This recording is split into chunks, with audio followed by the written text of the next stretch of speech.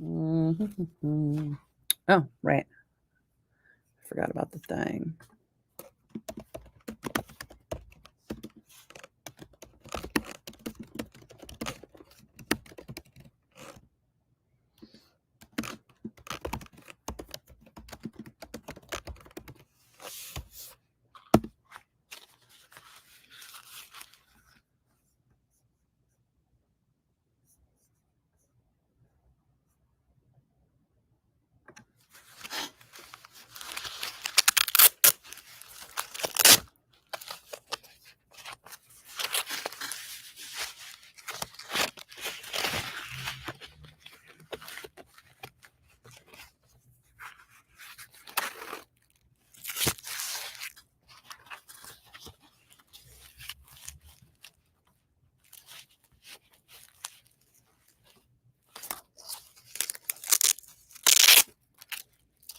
Hey, Philip, how you doing, man?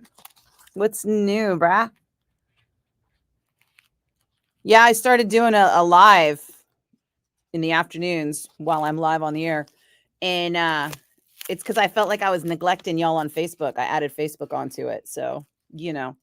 Plus, it's been weird trying to keep up with like news with the Facebook algorithm. I don't know if you noticed, but like Facebook keeps filtering all my posts out. So even though I'm like trying to like share news with people, Facebook is like, nope, nobody's gonna see it. So this seems to be kind of a cool way to, because Facebook seems to love it when you do the live. Hey Kev, what's happening? Charlie, what's up? So yeah, I realized I'm on the air at this point, and normally I would be trying to also like answer comments and stuff on Facebook, but oh, thanks, Thomas. Yeah, I was kind of bummed too. You know, it's like Facebook salting my game left and right, and but Facebook seems to kind of like really like the live stream, huh? Right? It's all like, hey, look, Nikki Black's here. We don't let you see any of her posts, but when she goes live, you can see all that shit. Go figure. Play some Y&T. I would love to, but I can't play anything on a live stream because it doesn't. I get hit with copyright violations and stuff. Thanks, Mike. You know, I've been back for like a year and a half now, and it's been so familiar that it almost feels like I wasn't even gone now. So now when people say welcome back, I'm all like, nah. Although you're right, it was 7 years I was gone. So it was significant. It just doesn't feel like it anymore. Feels like I've been back forever. In fact, my contract's almost up. So, you know, we'll have to see if they want to keep me. I think we're doing okay. But yeah, feel free to put in a good word for me with Shasta. She's the boss. Facebook is hella sketchy, dude. Come on. Oh my God. Facebook is all the sketch, all of Meta. It's really annoying. They make me kind of crazy. I was off for 7 years, you know? I mean, oh, thanks, Phil. Appreciate that. I missed being here. I really did. It was tough. Initially, when I finally quit, things were so bad here, and those people are gone. Let me say, everyone that made my life a living hell here before is gone now, or I would not have come back. But I did not want to quit when I quit, and when I quit, I had the plan to come back. I thought I would come back a lot sooner because, well, there was only 1 year left on the contract of the dude who was making my life a living hell. And I was planning to come back right after, but then that's when, you know, Cumulus went bankrupt and they cut the budget and it was crazy. So I ended up not coming back because I was like, well, I'm not going to come back and do 4 jobs for half the salary. So, you know, plus I didn't want to do nights. When I first was going to come back, I knew it was because I knew Seaweed was retiring and I was going to go for middays. And then the company went bankrupt and they were like, well, we're just not going to hire anybody. And then Shasta started doing middays. And I was like, well, all right, there you go. And then Zach was in charge and Zach was doing afternoons and nights were syndicated, so there just were no jobs. Oh my God. How are you at JFK? Oh my God. I didn't know you had such a layover. I would have texted you. I thought you were in the air. And yes, DSI tickets are on sale now at dnalounge.com. In fact, I sent you, did you get the email I sent? Did you get that email I sent you? Does anybody watch Harvey Birdman, Attorney at Law, where the purple hippo walks in randomly and just goes, hey, did you get that thing I sent you? Every time I ask somebody if they got something from me, I think of that purple hippo. But yeah, if you saw the email SIP, just reply yes. All that good stuff. Kim, hi. Speaking of radio girls, what's up, lady? 36,000 feet. You're in a plane too? What? Everybody's traveling this week. I'm not traveling yet, but I'm going to Comic-Con this weekend, so that will be fun. Hey, Melissa. Wow, Pete, what's up? Kevin, you used to what? Oh, it changed when Meta came in and monetized and posts are dwindling. Well, and that's the weird thing, right? Meta sent me a check, not even a check. They sent me some sort of, I don't even know how to collect the money, but Meta was like, here's your $5.50 bonus for content. And I was like, what? I'm like, you guys like totally killed all my content. How are you giving me $5 for it now? Like, what the actual F? Hey, Mike. Sorry, I'm scrolling back up because I missed some comments while I was chatting. Yes, I can give a plug for Y&T at the Mystic in Petaluma, August 23rd and 24th. And Y&T also is going to be at the Cornerstone in Berkeley. They just announced. I saw that too. As much as I love Petaluma, I don't love that drive. So I will probably go to the Cornerstone. August 9th. I forgot. I remember it was August 9th because I have to look up that date and see if I'm free that night. That's the Cornerstone one. So yeah.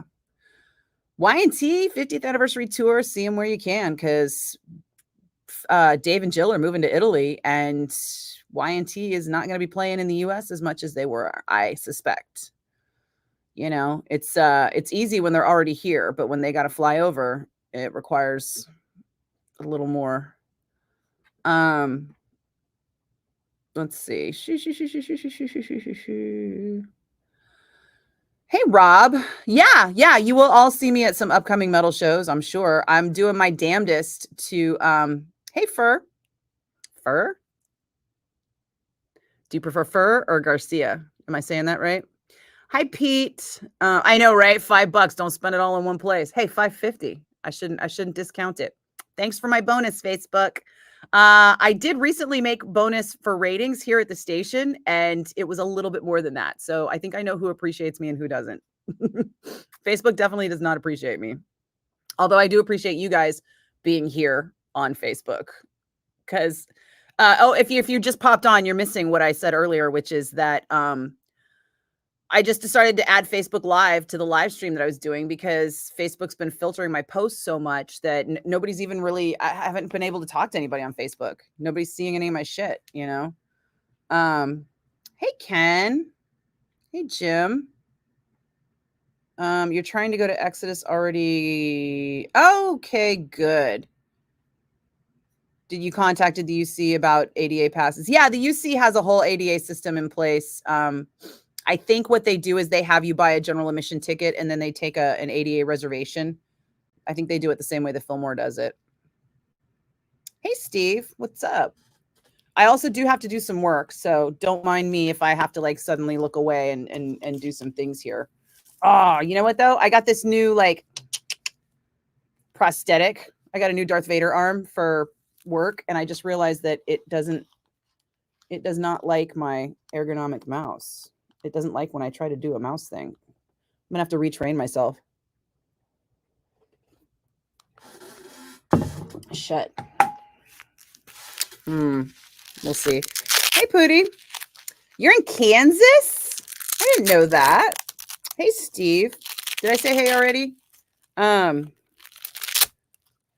It's funny. Sometimes there'll be like a bunch of comments and then I'll miss some. And then all of a sudden there won't be a bunch of comments. And then it's like the same ones and I'll answer them twice. Hey, Kenneth. Oh, rad. How's thanks, Daniel. I'm gonna keep doing it as long as they let me and as long as it seems to be working and people are enjoying it, then cool. And hopefully I will be doing less typing, so I won't need the braces as much. That's the other thing, you know. Part of the reason I left before was having an ergonomic injury that made things real tough. And we do have all the ergonomic changes now that we didn't have before. But I was permanently injured. And so the more I type to comments and replies and stuff, the more it aggravates it because it's cumulative. Anyhow, this is better for me to not have to always do all that stuff. Hey, John, thank you. Yeah. So, and I mean, I'm live at the same time on YouTube and Twitch. So if anybody's on those platforms and likes them better, then cool. Feel free. I'm thinking about adding Instagram too. I don't know. What do you think? Do you think Insta would be cool with it? This is the whole thing, right? It's like, am I going to anger the algorithm or will I appease the algorithm? Because who knows anymore? How does one get their band on my station or an interview just trying to build our fan base? Well, we're a classic rock station, so it's very unlikely that we would play your band, not knowing anything about your band whatsoever. As a classic rock station, we focus entirely on hits that were already hits, not new music. We do have a Saturday night lineup, which pays better. I don't know, actually. I don't know how or if. I haven't. So I lost my monetization on YouTube, and oh wait, let me finish telling the other Rob about the Saturday night lineup. So Saturday night lineup, we do break programming from classic rock, and we have Sammy's Top Rock Countdown, which is whatever Sammy Hagar wants to play. So if Sammy Hagar wants to play you, you know, vaya con Dios, you're on the air. And then we have Bone Breakers, which is our new music program. So if you're a new band, you can contact Chester or Baby Huey about getting your band on their show. And then we have Soundwaves FM, which is our local band show. So if you're a band in the Bay Area, you can upload your music to the Soundwaves FM page at 1077thebone.com. And then we have the Bone Metal Zone, which is my show. And I probably won't play you because I am just right now still kind of like figuring out the library. And I've got a ton of bands like way ahead of you that I haven't been able to play yet. So just know that maybe one day, but probably not anytime soon. Like it took me a year just to get the Metal Zone back on the air. And it's probably going to take me the rest of this year to kind of get a base level library that I want. And then I only have an hour, whereas before I used to have 3 hours. So when I decide to add new music, it's going to be very few and far between. Your thrash metal. Okay. Well, you know, Metal Zone would be where it is unless you, I don't know. I mean, Chasta and Baby Huey have played some heavy stuff. So's Dennis on Soundwaves. Check them out. You never know.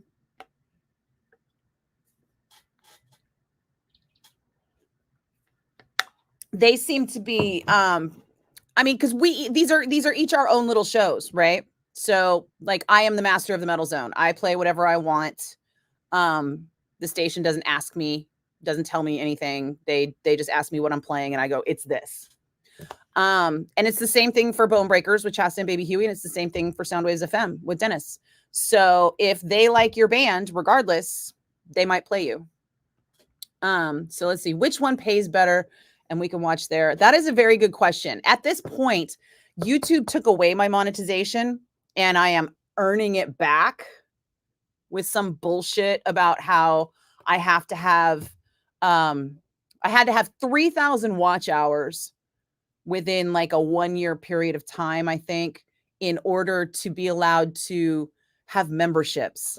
So now you can sign up for a membership on the Nikki Blakk YouTube page. And then I don't know, I'll have to make you feel special somehow. And then Twitch, I think I need like 50 followers before I can be monetized at Twitch. And then I am technically somehow sort of bonused with monetization on Facebook, but I don't know anything about how it works or what it's doing. All I know is out of nowhere they were like, here's $5.50. So in theory, if I have another 4,000 watch hours, so the next tier at YouTube is I have to have 4,000 watch hours in order to get monetization where they allow like commercials and stuff. So then I will probably steer people to YouTube, I guess, at that point. But until then, I don't know, honestly. I'm kind of just doing this to see what works and what doesn't.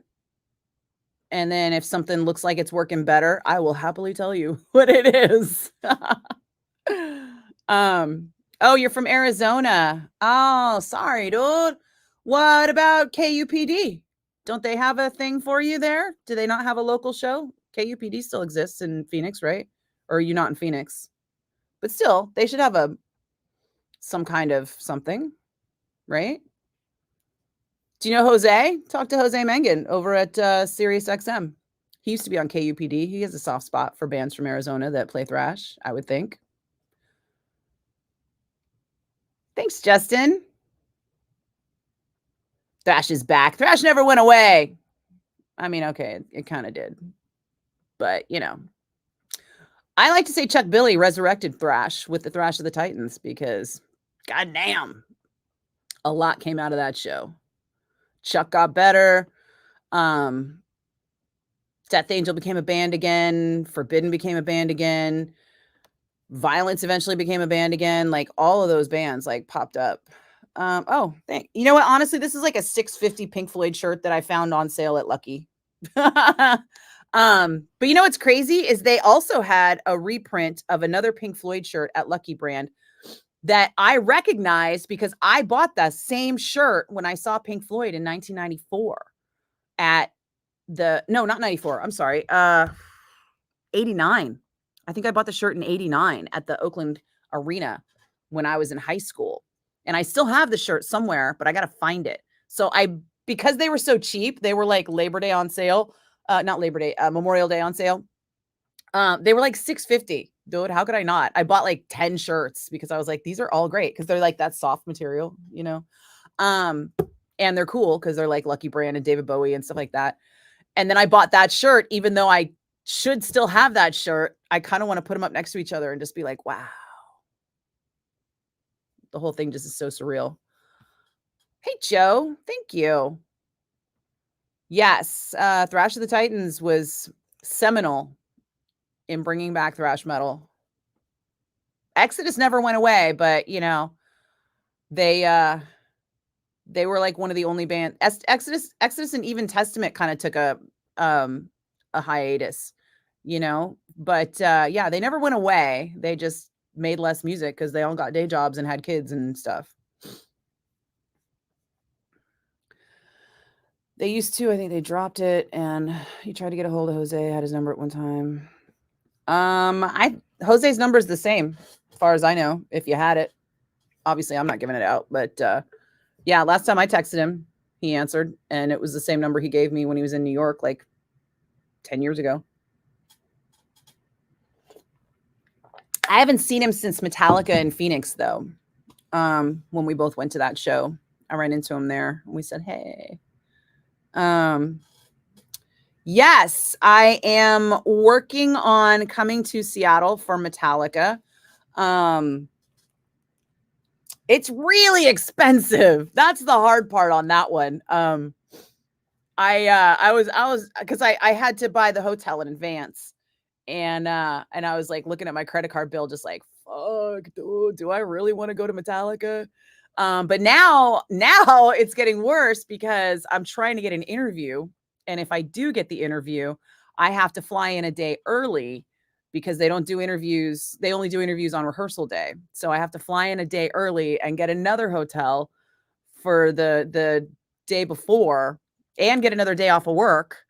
And I'm out of vacation days because that's the one hard part about coming back after 7 years. They were like, yeah, you get 2 weeks vacation. And I was like, oh, what?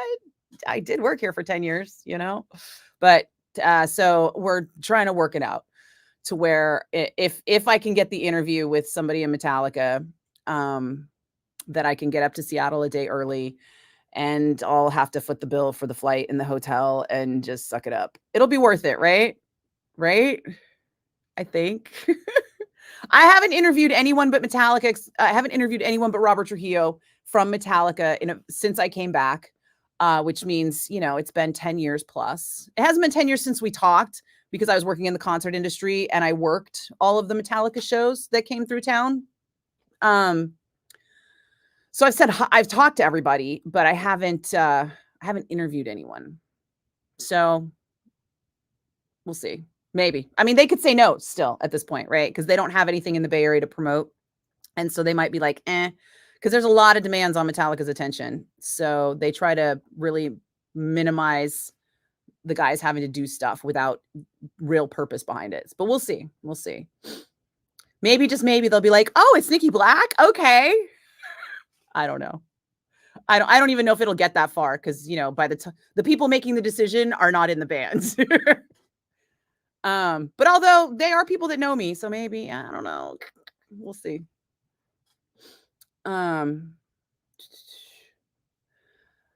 But the pre-work drink spot, I don't know. I have a hotel downtown, and I guess it's supposed to be not quite walking distance, but scootering distance.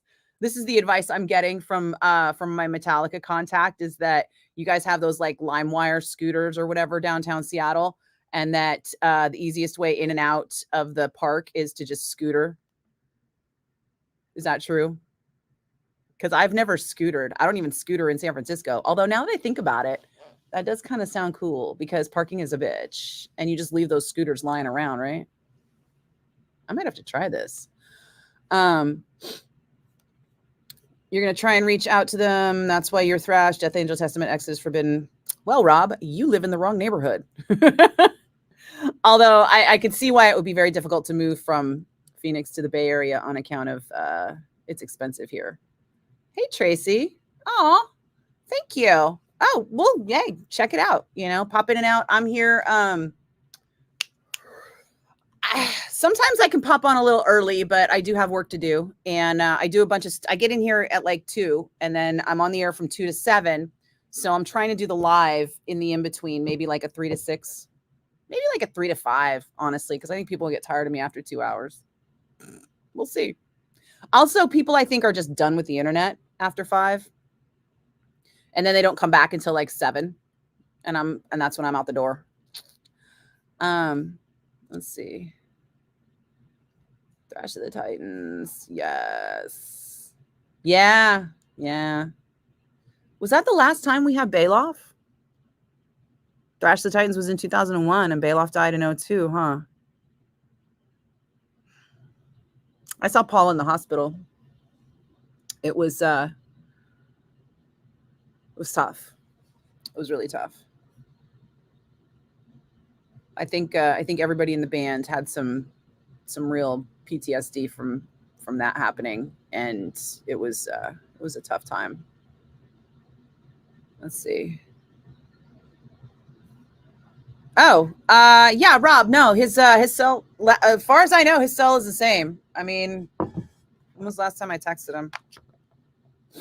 I think I texted him when we were in Phoenix, but I'm not sure.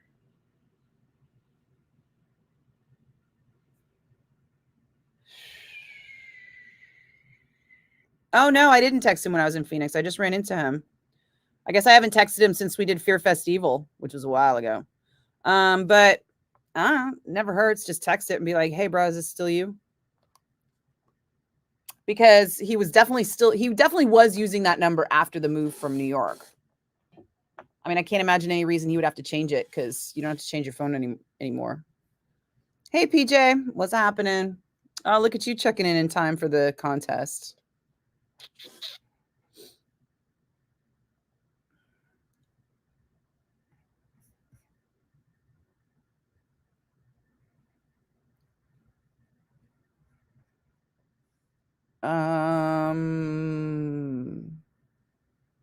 Okay. I cooked some pesto chicken today, Justin, if that's any help. um, Came out fucking bomb too. And I think tomorrow I'm gonna make a pesto chicken omelet with heirloom tomatoes and fresh basil from the garden. Oh, somebody got in my garden last night. I bet you it was the fucking raccoons. I had two little cherry tomatoes, these two little heirloom grape tomatoes. And yesterday I tugged on them and they hung on a little bit. And I was like, okay, I'll pick them tomorrow. And I went out to pick them today. Gone. And it wasn't, thank God it wasn't the gophers, at least, because the gophers have been taking my shit out left and right. I had this one plant. It was this cute little tropical thing that came with the house 20 years ago. 20 years I had that fucking cute little tropical plant, and gophers ate it and it died. Gophers are a scourge. They're like pigeons underground.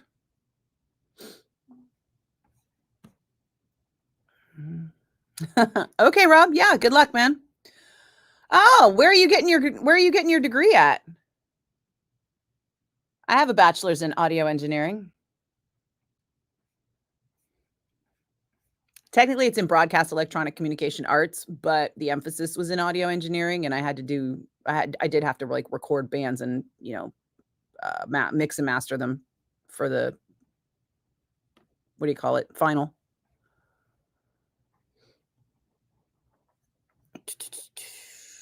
Hey, Heather. Aw, yeah, pop by anytime. I love that. PJ, what do you mean? What's the Facebook account under? The Nikki Blakk's Metal Zone? Oh, you mean the live? Oh, you want to flip to the Facebook version? It's not on the Metal Zone account. It's on the Nikki Blakk official.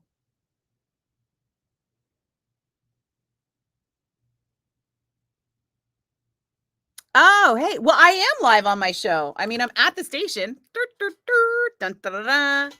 And then periodically I will be talking on the air. I just did a little bit ahead today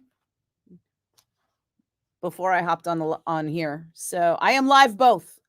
You just can't hear the music because I'll get slapped with copyright violations if the algorithm detects any music that is owned by someone else, which would be everything that we play on the radio. So I have the music turned down. Thanks, Tracy. I appreciate that. Hey, Russ, what's happening? Full Sail University? I never heard that. I hope it's not one of those like, well, you're almost done, so I don't want to give you my speech against private universities. But yeah, for anyone out there thinking about going to a private university for anything music related, I have a whole speech against it. Because I got my degree at San Francisco State, and it is the bomb. And I used to date a guy who got his degree in audio engineering at Expression Center for New Media, and guess which one of us has had more jobs? Yeah. Go Gators. Have fun getting coffee, Justin. I bring my own. I get this coffee from Seattle. Well, sort of. When I was visiting my sister in Seattle, we went to this place called Kaladi Brothers, and it had just the best coffee. And then I wanted to see if they had it near me. And when I looked it up, it was like, hey, we're Kaladi Brothers and we're from Anchorage, Alaska. And I was like, what the fuck? So yeah, they got two locations, Anchorage and Seattle, and that's it. But they ship for free if you buy 2 pounds at a time. And I do like a deal, and I do love their coffee. And honestly, you know what? Their coffee, cheaper than Hairbender, which was my second favorite San Francisco coffee. But I will say that after I tried the new Green Day coffee, the Punk Bunny, I was very impressed. Punk Bunny and Kaladi Brothers are on par. They cost about the same, and they taste about this. Not they don't taste the same, but they taste same level, you know. But Punk Bunny doesn't have free shipping, so I'm still getting my shit at Kaladi Brothers. Did anybody do Prime Day? Prime Day is always such a joke. If you're like a real bargain hunter like I am, you look at Prime Day and you're all, why? Who would do that? Who's got all that extra money? Not me. I'm still using headphones from 15 years ago. I mean, if they work, right? Isn't it sad that my Monster headphones have outlasted the Monster company? R.I.P. Monster. I mean, I think they still kind of exist, but not much. Yeah, anytime, Rob. Pop in. I'm here to help. I mean, I'm not going to play your band, but I will help you with any way I can. Any other way that I can. You want to go see the Rolling Stones? You've never seen them? You've had a lot. There's been a lot of opportunities to see the Rolling Stones. But I've only seen them maybe 4 times. Well, I guess technically I saw them twice that one time because they played 2 shows at Oracle Park and I was working. Hey, Marty, speaking of Oracle Park, did you work those Rolling Stone shows in 02? With Sheryl Crow opening? When it fucking poured rain like crazy pants the whole goddamn week until the Stones went on. And then it just magically, the skies just parted. I was like, oh, sympathy for the devil indeed. Let's see. I do need to fix some things here with the radio.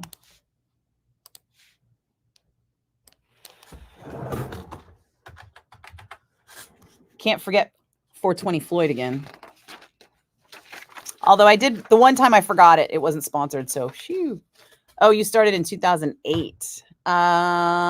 So there was like one Stone show there, right? After that? Your friend has been to New Orleans, Vegas, and went to SoFi. He said it was really good and going tomorrow. Wow. I can't believe he's gone to so many Stone shows. Like I went to Vegas and it was amazing, but well, I already talked about how I have no vacation days. But I mean, if I could have, I would have gone to New Orleans because I love New Orleans. I used to go to New Orleans every year. And then I started going to Vegas a lot. And somehow I stopped going to New Orleans. You know, the flights are cheaper. The weather's better. Everything's cheaper in Vegas than it is in, well, that's not true. Not everything. The food is better in New Orleans. I would like to do both, honestly. I hate to have to choose. That's been the one hard thing about having a real job.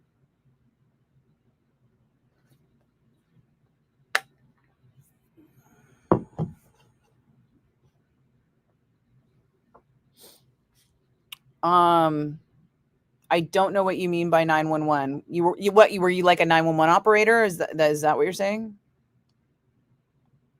Oh, that's okay, Tracy. I can read typo.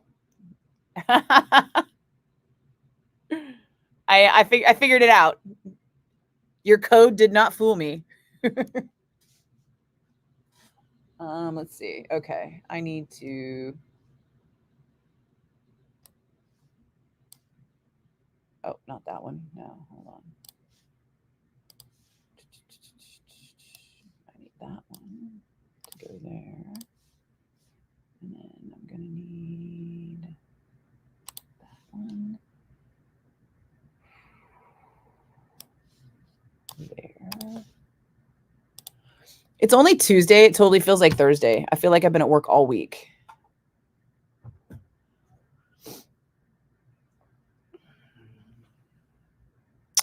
Oh. Yeah, I don't think I could be a 911 dispatcher. I would lose my mind on that.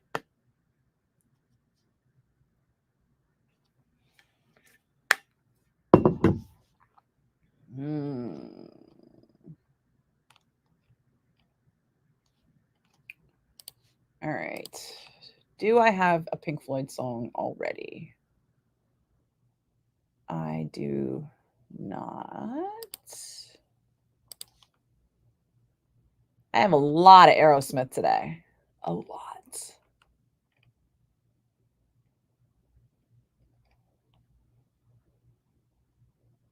Huh. All right. Let's see.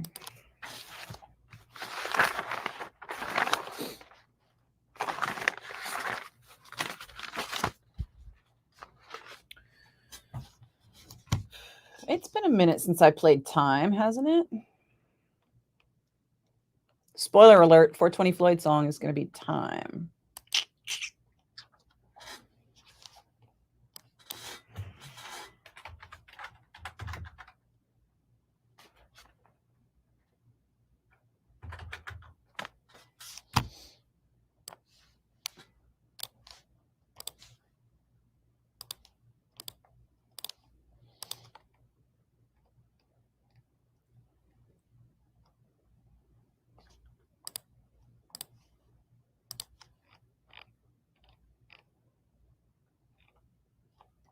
Okay. We don't do Get the Let Out anymore, Justin. It's not a thing. Get the Let Out was something that the night DJ did. So Get the Let Out happened at 7:00. And when Billy Steele was on nights, he did it. And when I was on nights, I did it. But now, but after I quit, they went to a remote night DJ, right? So in fact, when I quit, I think they gave the job to some guy who was like the afternoon drive jock, plus he was like the program director of a station in Cincinnati. So, you got somebody recording the show that's already doing like 3 full-time jobs. And then they're like, by the way, you're also going to be nights on KSAN in San Francisco. And they're expecting them to kind of understand the nuances and do the extra work to do something like Get the Let Out. It just wasn't going to happen. And now we have Steve Gorman's syndicated show. So he just does a different system, and nobody else has wanted to pick up Get the Let Out.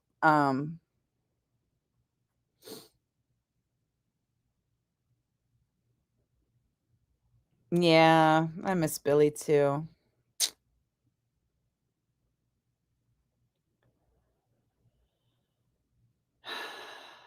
Yeah, do people really miss Get the Let Out? I mean, part of the problem is the nature of radio, right? We have to be very careful about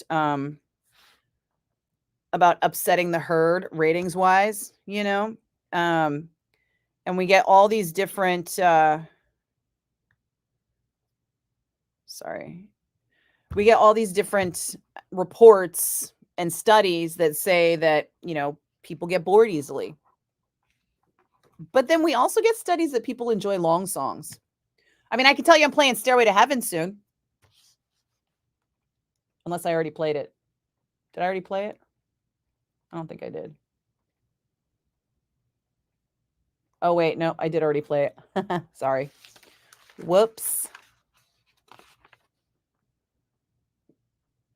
Oh, yeah, I did play it already. Sorry.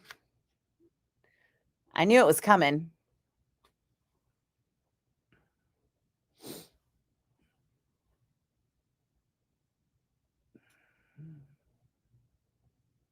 Oh, thanks, Kent.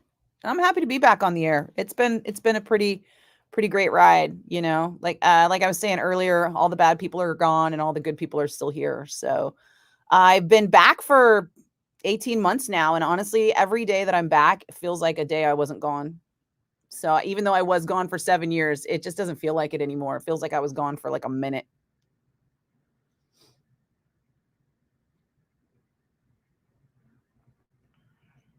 Okay, we literally haven't done Get the Let Out for 9 years, you guys.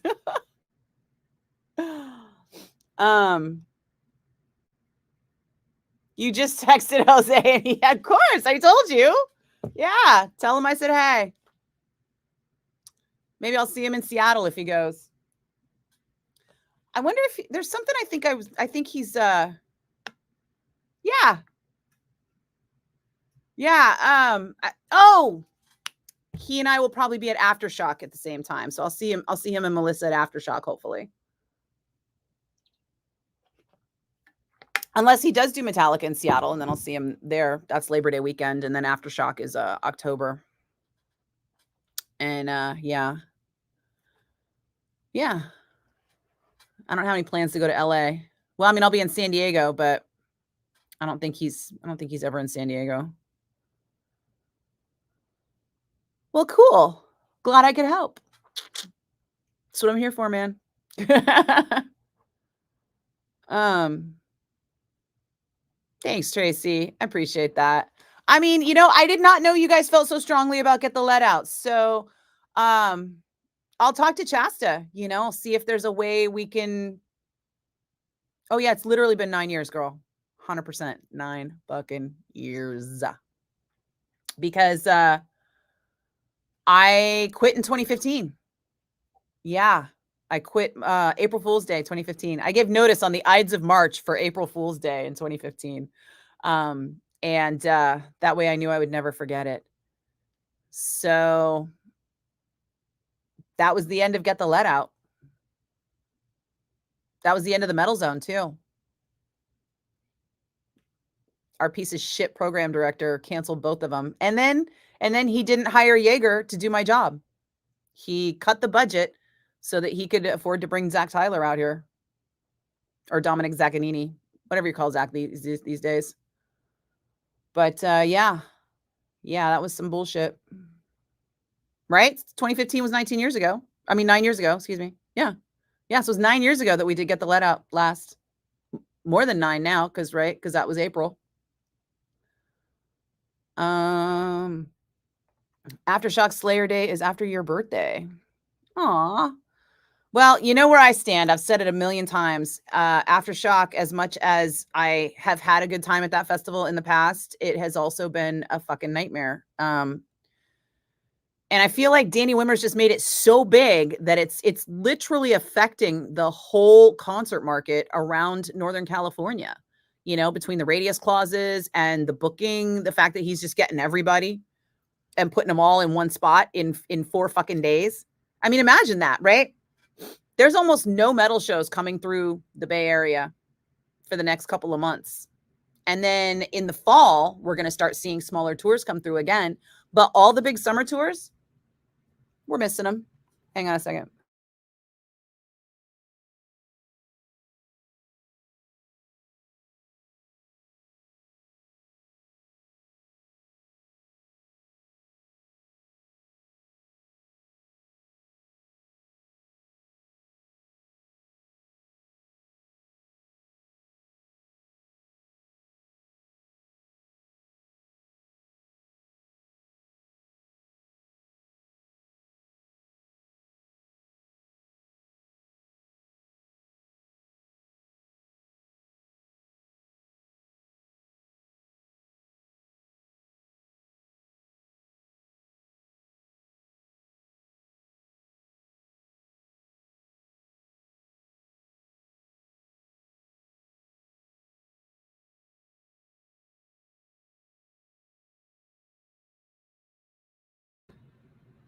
That's our very awesome IT guy, Andrew. They need to do something with the system. And he needs me to stop playing music on this system and start playing music on another system. And I was like, well, I can't do it right now. I got a contest coming, but how about we do it, when I do the Pink Floyd song?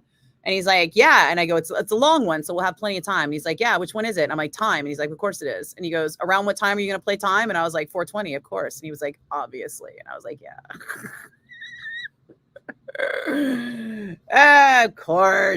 Of course we're playing Pink Floyd Time at 4:20. Why wouldn't we?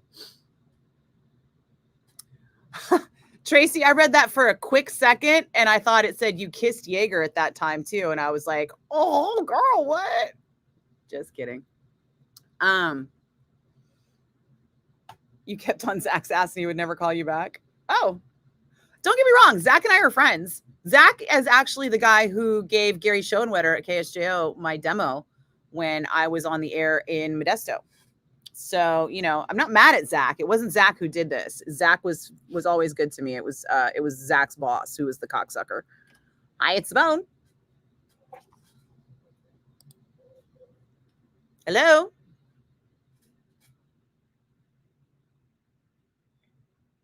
Hello. I know you're there. I can hear your radio.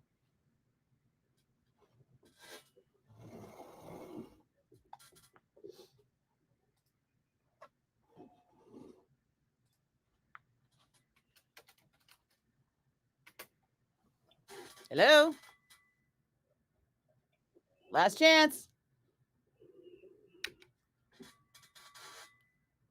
People.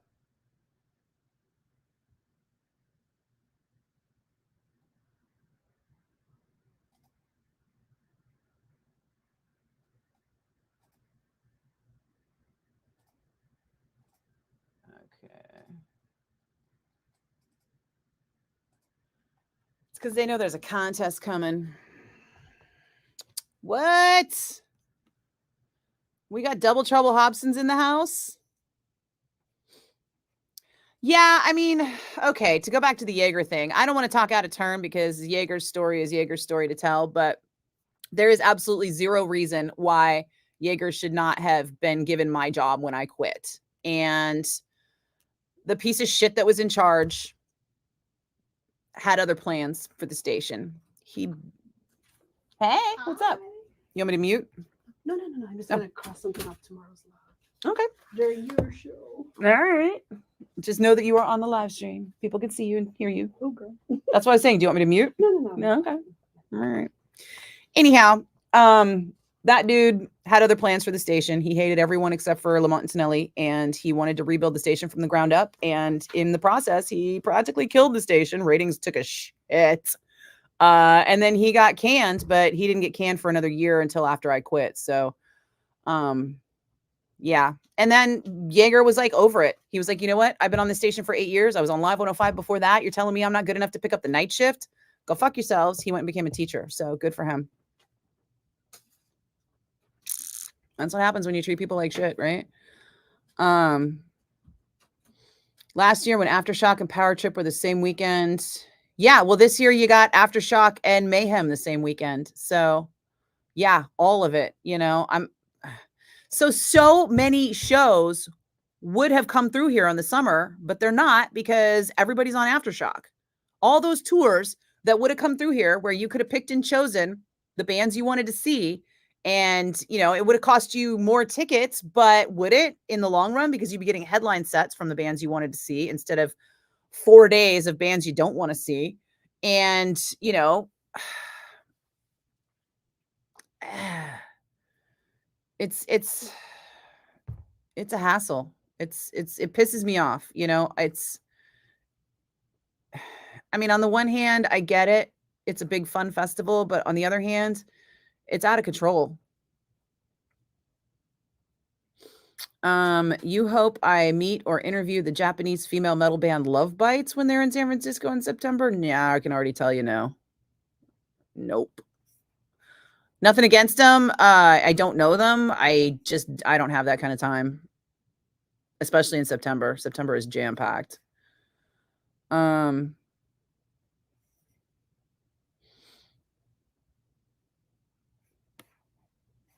Who had Jaeger come back for his 2 weeks? Zach? I don't remember that. All right. We got double Hobsons. Oh, and you're both on YouTube now. Okay. I got you. Aw, thanks, Rob. Appreciate that. It's funny. We forget how long it's been since we've seen each other until you like actually look at the brass tacks and you're like, oh shit, okay. Yes, it has been a while. But you know, that's metal community for you, right? We're always family, regardless of how long it's been since we talked to each other. He's still a bro. And even though I'm on terrestrial radio and he's on satellite radio, whatever, you know, what's good for metal is good for all of us. You're watching me and texting Jose. Oh, that's adorable. Yeah, I still love Jaeger. He's awesome, you know, but at some point, you know, you can't keep killing yourself for a job that you love that won't love you back. At some point you end up in a dysfunctional marriage with radio because it doesn't back then it was not taking care of us, right? This is the best Aftershock ever. Okay. Good luck. Let me know how it goes. Let me know if you get to see all the bands you want to see, because last year when I went, I tried to see a couple of bands and I had a laminate, dude. I had a band fucking all access and I still had trouble seeing all the bands, seeing bands I wanted to see. And then I just was tired of it. You know, I was tired of craning my neck and standing over people and being out in the heat. I just was like, I'm going to go hang out with people in the VIP. Oh, see, this is the one problem with not being able to have everything up here. I missed myself giving the cue to call, so now I have to wait a minute for the first early callers to ring out. So here's what I do. Typically, I'll wait for myself to do the cue to call, and I black out the phone lines so nobody can get through. And then I wait about a minute so that the cue to call goes through the streaming and the app. But today I missed it. But what I can do is I can wait for a minute because our phone system will only let you call in for 60 seconds before it hangs up on you. So if I wait a minute, it hangs up on everybody that called in early. And then everybody who's calling in after that minute got the full cue to call by then.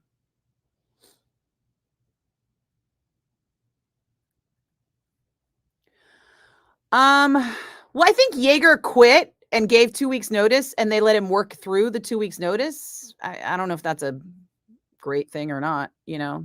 I gave my notice and the dumb fuck apparently emailed me back on the oh, it's been a minute. Has it been the full minute all the way through? Yep, hold on. Pardon me.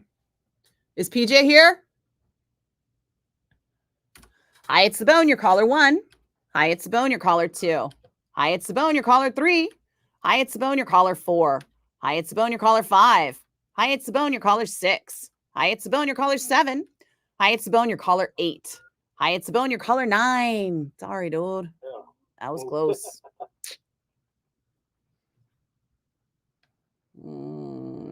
Okay.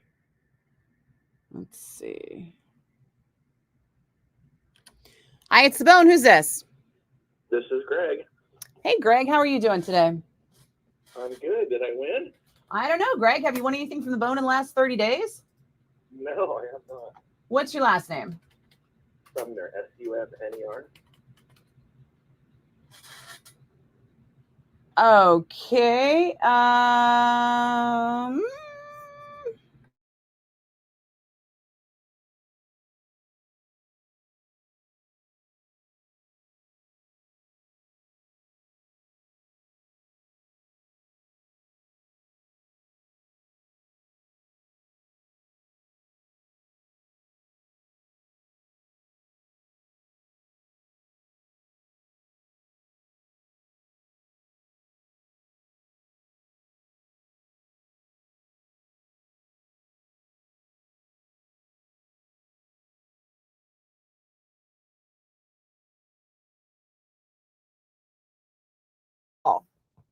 Perfect. Awesome. Thank you so much. You got it, Greg. Congratulations, man. Right. Okay. And good luck.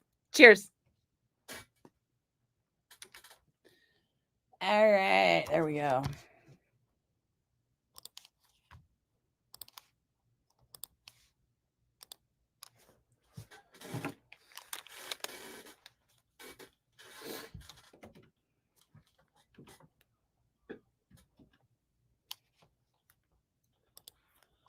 It's the bit. Oh, hold on.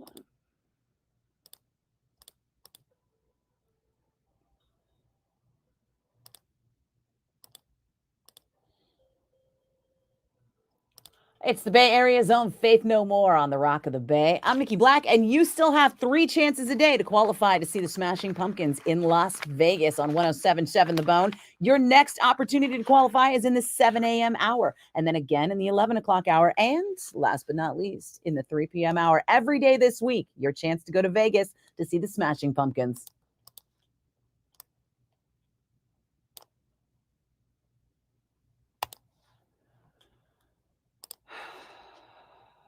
Oh, shoot. I forgot there's a...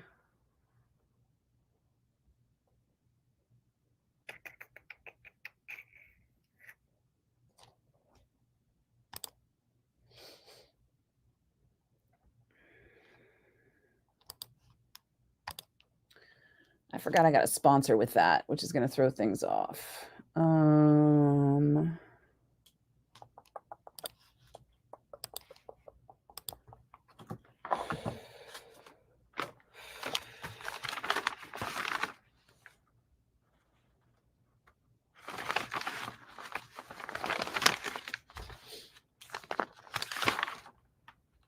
I'm going to put the sponsor in there just in case, but I got to talk to IT and see how that would work.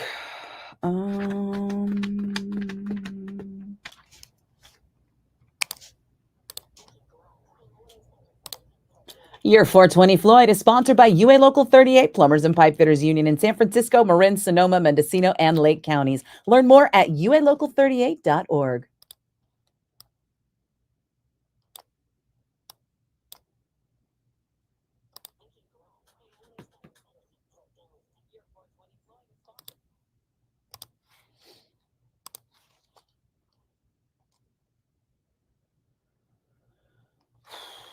Oh, let's see.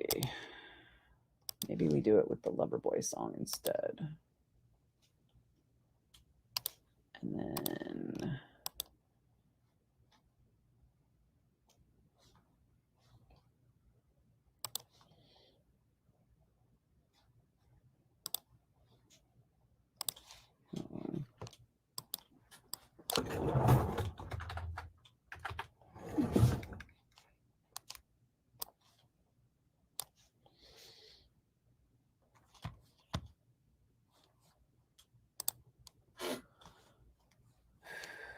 Okay.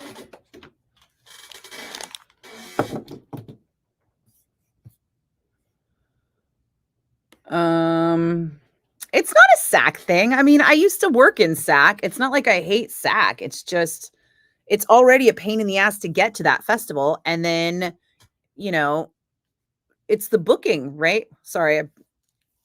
I decided to make lunch instead of do my hair today. So you're getting it. It's the booking. Like, I think maybe you weren't here when I explained the booking problem, Brian, but like all these summer tours are not coming through here because of Aftershock, because they're all stopping at Aftershock, and then the radius clause keeps them from coming through town, or the fact that they figure that there's not going to be enough business for them to come through here because they've already played Aftershock and people aren't going to be able to, you know, afford to buy tickets to see them as well. Let's see. Your dad wants to hear some Dewey Brothers. Cool. I wouldn't worry about bothering him. I mean, unless you hound him, you know. I mean, he gave you his number. It wasn't me. But yeah, you know, just hit him up and then do what he says. Jose's a cool dude. He's also got endless amounts of energy. I'm the polar opposite as Jose. Jose is just like, he's constantly vaping and he's constantly energized. And if I were to try and smoke any weed, I would be on the floor asleep with a jar of peanut butter in my hand. And I would literally be sleep eating peanut butter right now. And I'm tired all the time. I'm basically pounding coffee all the time just to stay upright. So Jose's got that energy. Feel free to, I mean, you already contacted him, so it's too late. What is my point of view with Nikki Blakk's Metal Zone now having competition from MTV's Metal Thrashing Madness? There is no competition. What's good for metal is good for everyone. Are we on at the same time? Because you can DVR whatever it is MTV's doing. More metal is good. Oh yeah, okay. I like food too. Hey, Will, what you doing?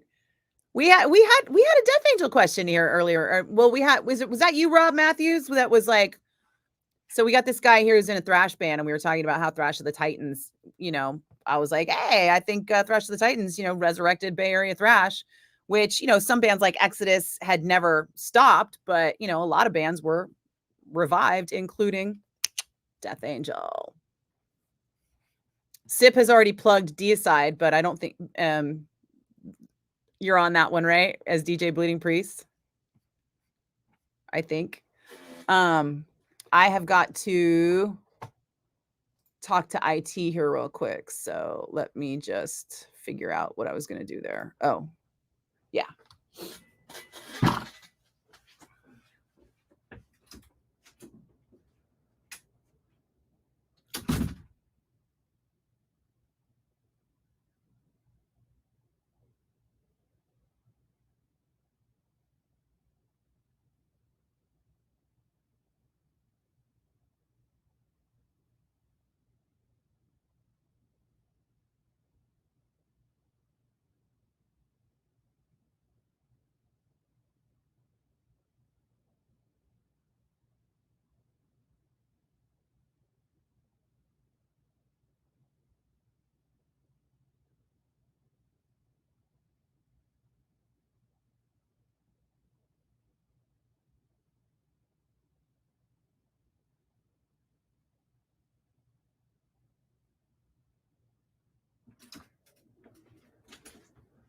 All right. Got to take the board out of bypass. You are DJing DSide. Awesome. Did we lose Rob? Yeah, I think he was working on something, the audio guy. All right, so the board is out of bypass, and how about some stones? Sure, why not? Thank you, Will. I have this argument with Sip all the time. He's always like, whatever. But he also gives me shit about Y&T all the time too. He's not as big of a Y&T or Testament fan as I am, and we have that back and forth on the regular. Oh, PJ, you missed it? Jesus, man. I even asked where you were before I did it too. Oh well.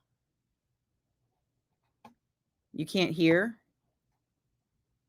I can hear. Can you hear me? I'm very confused right now. I need to add a song over here, and it is gonna be Loverboy. Spoiler alert, playing Loverboy.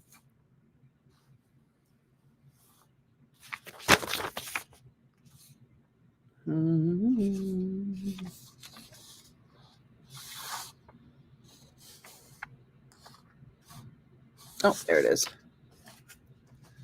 I might have to get my glasses out. I'm going fucking blind here.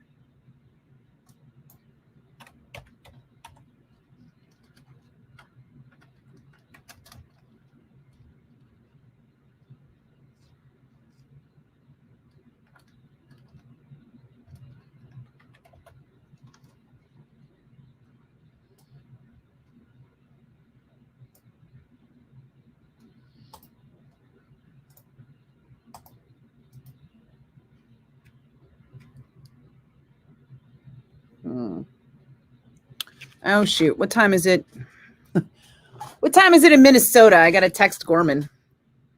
Okay, now you can. Metal Zone drone. Metal Zone done. Metal Zone done. Been done, brah. I got to go to Comic-Con this week. So Metal Zone had to get in advance and stuff. Wait, the Black Crows are going to be... What? So they announced this Black Crows tour this morning, and I looked specifically for Bay Area dates, and there were none, but now there is one. It's going to be the Black Crows at... Oh, no, wait. No, it's in Tahoe. I thought it was going to be at the Fox Theater. Meh.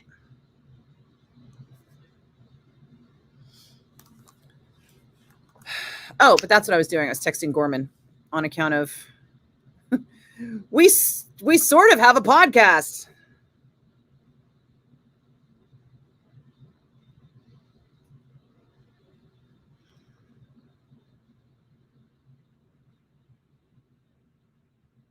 My friend who has COVID just lost her sense of taste. That's the scary thing about COVID, right? Like, everybody's all, whatever, you get COVID, it's like a cold still. But nope, it's still fucking some people up.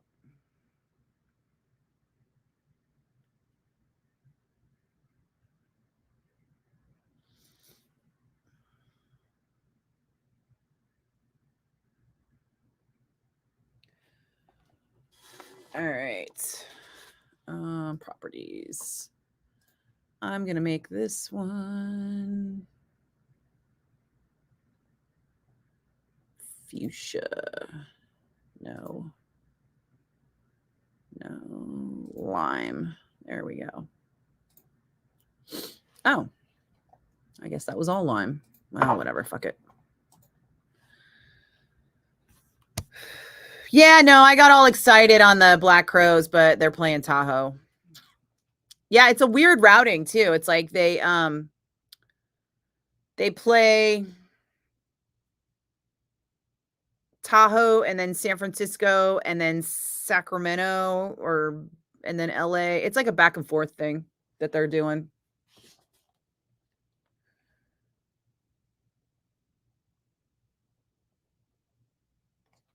Oh, am I running early? Why am I running early?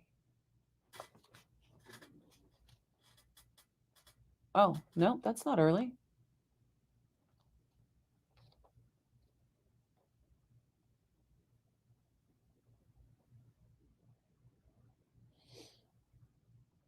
Nope, I went to commercials right at 11 after. 12, 13, 14, 15. We're short on commercials again. Am I giving away any more Sammy Hagar tickets? Not this week. I don't really know what we're giving away until like Thursdays. Thursday, I find out what we're giving away next week. It is a very rare occasion that I have any idea what we're giving away well in advance, unless it's a really big deal. And then I wouldn't be able to tell you. Funny, right?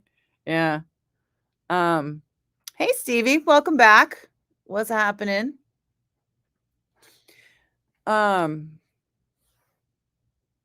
Yeah, if anybody has a chance, go to Nikki Black's Metal Zone, check out the concert calendar.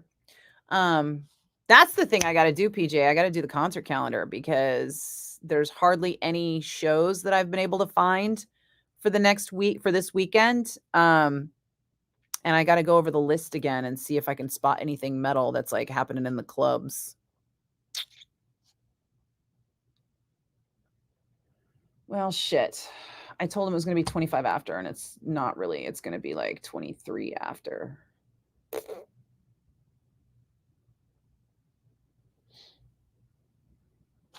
You know what? I'm just going to recreate everything over here so that if I need to, I can just stay over here for a while.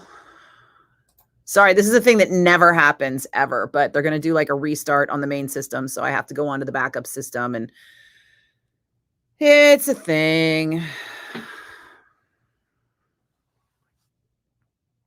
And then the backup system it's not even a backup system, actually. I'm just recreating what's going on here in like a short term over here. You don't care, do you? That's obnoxiously technical stuff. Hey, Dave, what's up? Vinny's has State Line Empire and Jesus Crisis. When is that? Is that this weekend?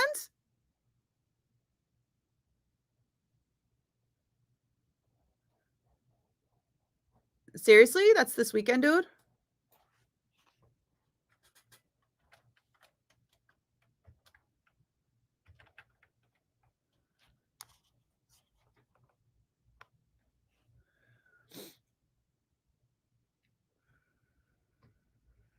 Oh, damn it.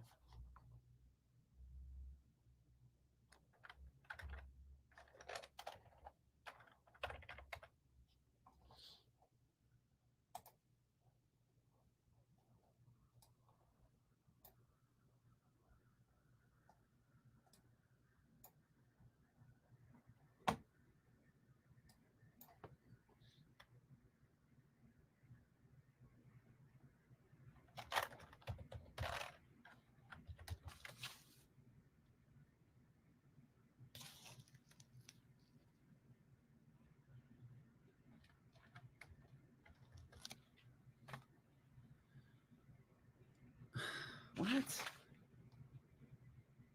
Oh, that's not the right song. That's the one I'm looking for.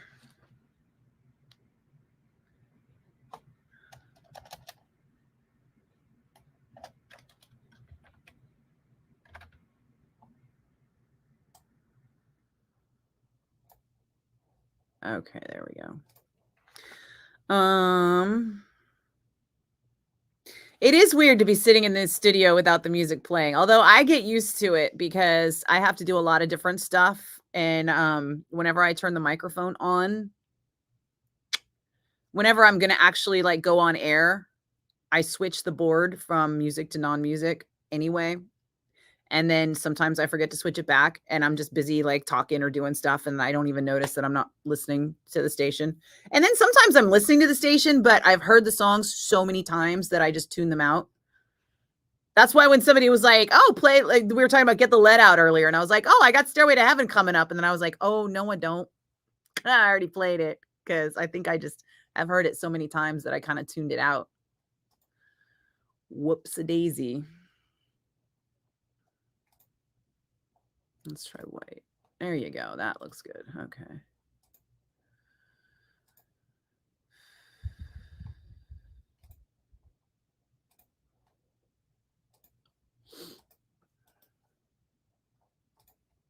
Oh, God damn it. Seriously? Sorry, I just had something there and now it's gone and I have to put it back.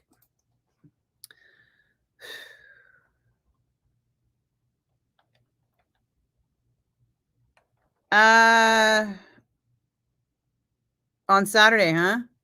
Yeah. Tell me you haven't read the concert calendar without telling me you haven't read the concert calendar, because that Niviane show is on the concert calendar, brah.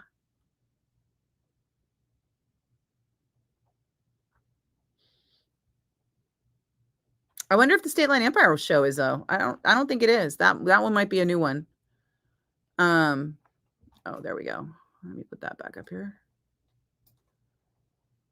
Okay.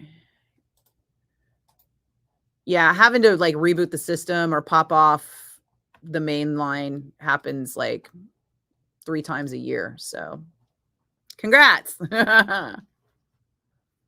You get to see this annoying thing happen. All right. I do need to remember how to stop the system. Let's see. We are not in bypass. How much time do I have? 5 minutes. I'll be right back.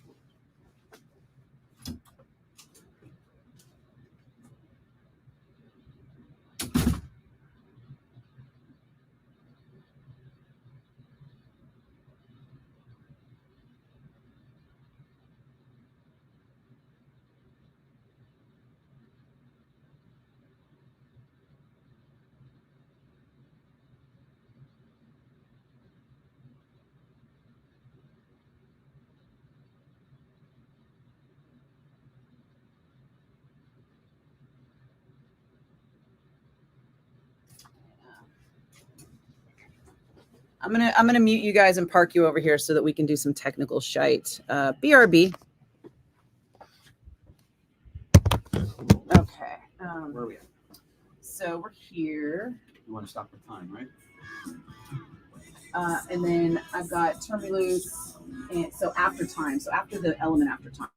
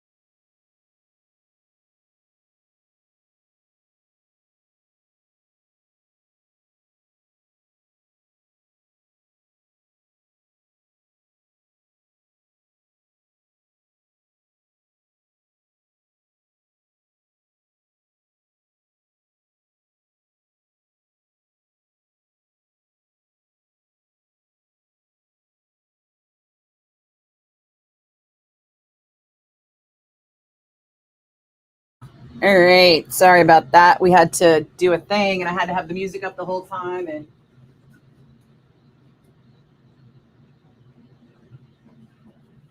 I had to have the bright lights up the whole time, which makes me crazy. Hey Ronan, if you're still there, sorry. So yeah, we had to swap over while we did like a reset of the main music server and now we've swapped back. Ta-da. And nobody on air could hear the difference. It sounded exactly the same. Hi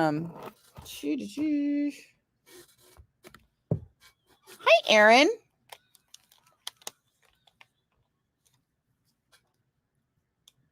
Yeah, that's what we're dealing with here. It's a big board. Shannon, how are you? Mwah. You know, I saw a kid that looked exactly like Craig. And I wondered if it was one of your kids. And then on another, like a completely unrelated event, I saw another kid that looked exactly like Jason Parker. And I was like, and I told Jason about it. And I was like, hey, Jason, something we should know? And he was like, did you ask him who his mom was? But I, which I didn't. I should have. I showed the kid Jason's picture. I pulled up Jason's Facebook and I was like, you look exactly like him. And he looked at Jason's picture and he goes, I don't think so. And I go, hold on. And I showed him a picture of Jason when he was like young. And he goes, oh yeah, I could see it in that picture. And I was like, yeah, that's him at your age now. I go, he doesn't look like you now. We're fucking old, kid. I know there's no need for DNA testing in your family because all your kids look like exactly like you guys. It's adorable. Yeah. Oh yeah. Those are actually much smaller than the ones we had at the old studio. The ones we had at the old studio were like, whoop, I got to do a commercial on this. Hold on.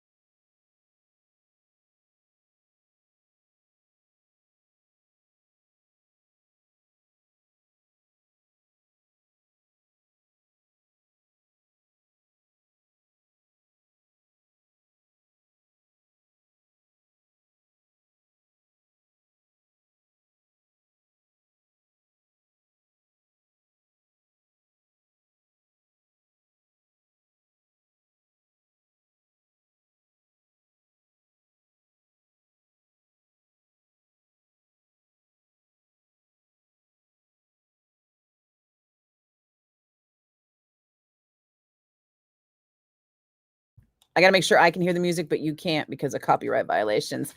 Love you, Shannon. It's good to see you. I know, right? JP. I know, girl, I'm on your Facebook. I know. It is super weird that you guys are grandparents. Although, I mean, you had a kid senior year, and now we're old enough to be grandparents, like, anyway. So,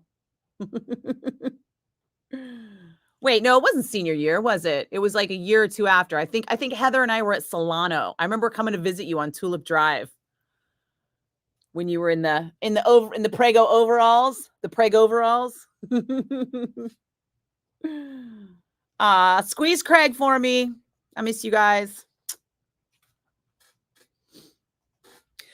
Yeah, Stevie, with the speakers we had at the old studio were much, much bigger. They had that 70s warm quality. They were like the big old school cone speakers. These are the new school electric cone speakers. It's like a combo business. So these are cleaner. They have a little more high end than I like. But they're solid. They're great speakers. I can bump in the studio if I want to.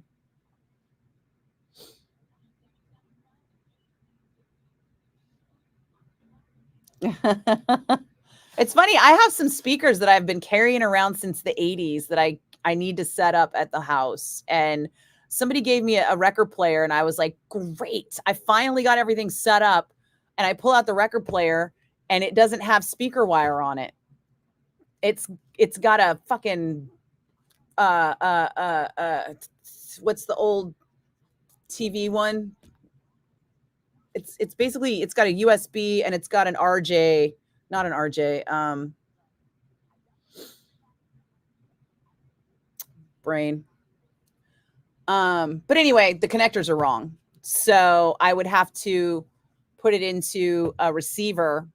But I have a receiver, but that's just like an extra chunk of shit I didn't want to fucking deal with. So anyway, it doesn't matter. I've got a receiver. I got to pull the receiver out of the living room, put the receiver in the spare room office, and then hook up the speakers to the receiver, and then hook up the record player to the receiver, and then hope that everything still works. I guess I got to order some speaker wire on Amazon too, because there's no way those wires are still good. RCA, thank you. That's what I was trying to think of. I kept thinking RJ, and I was like, no, that's not it.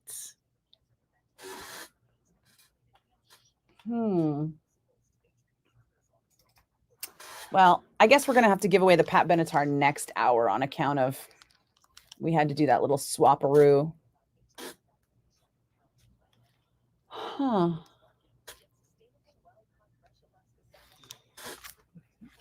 Okay, let's see if this will work if I do this way.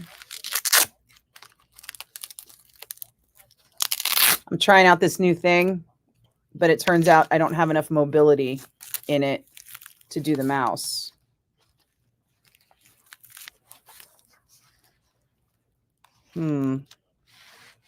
Okay, I think this will work.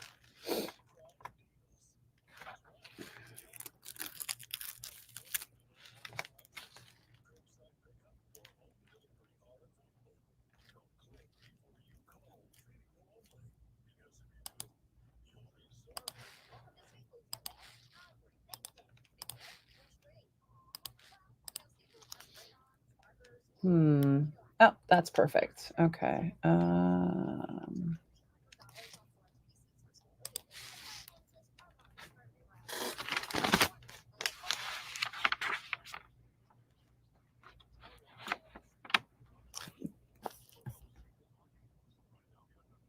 Okay. Yeah, sorry, work stuff.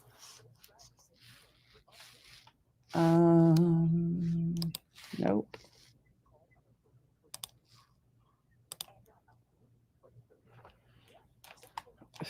It's like commercials in my ear right now.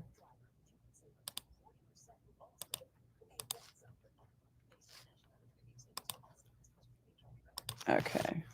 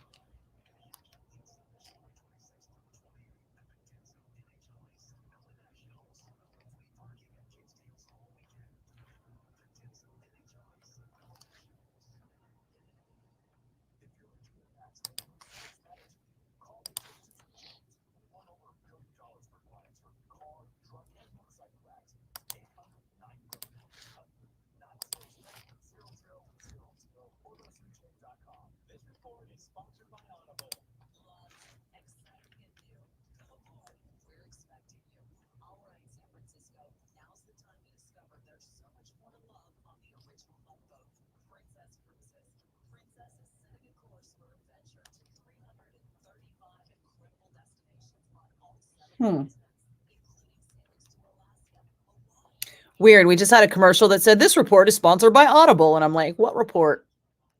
But it's a commercial, so I don't think anybody cares. But like maybe Audible cares, right?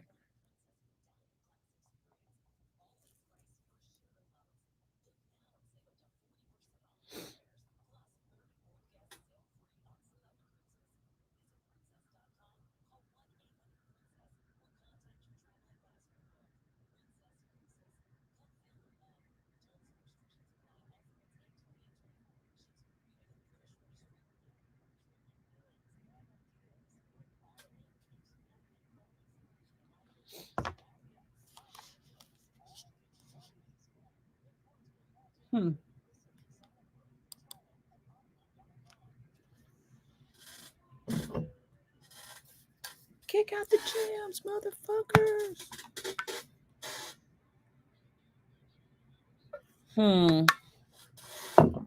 All right. We need to find out what is going on with Queen the band, so we got something to talk about.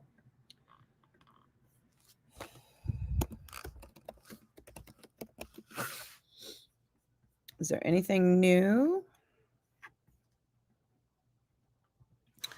Oh, wow.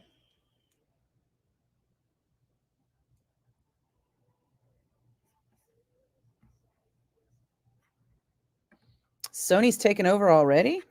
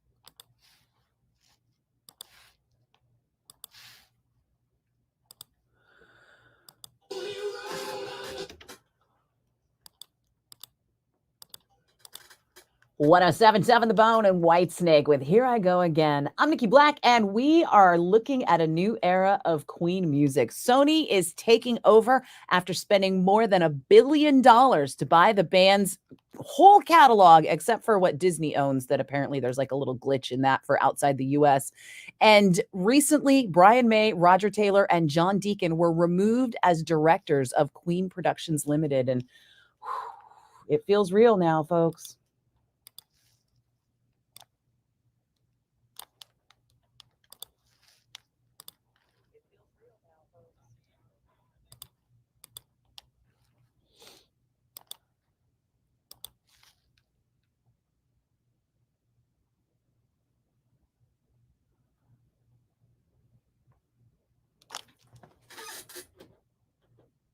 Oh, shoot. We did forget to do that. How many did I just do?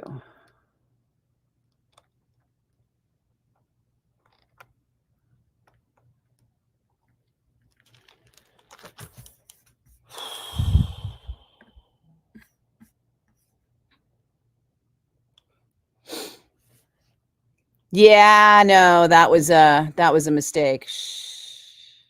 I just realized it just now. And so yeah.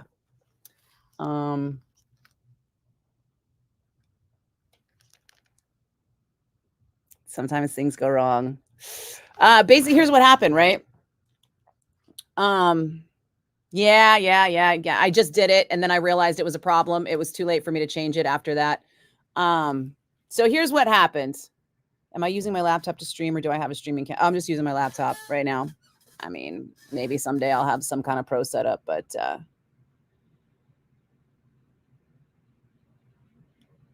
with the bone. We do all kinds of promotions, dude. Tell the city of Concord to give us a call.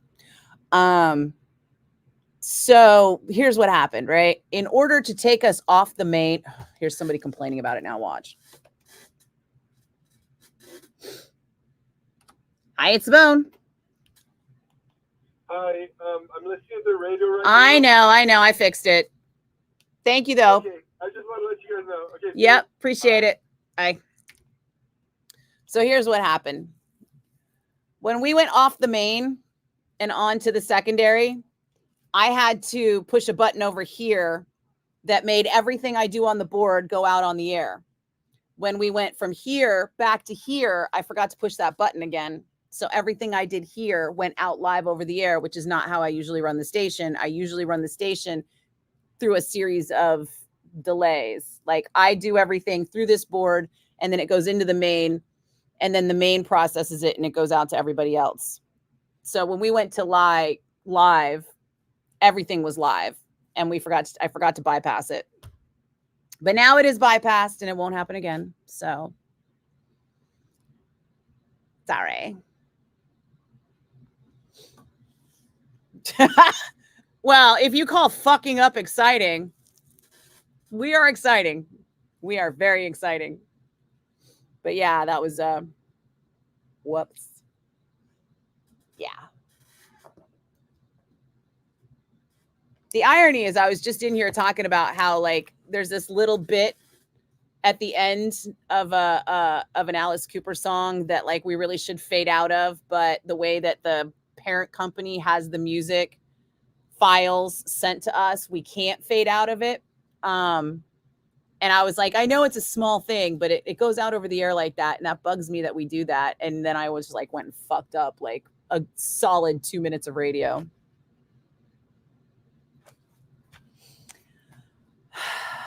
Shit happens.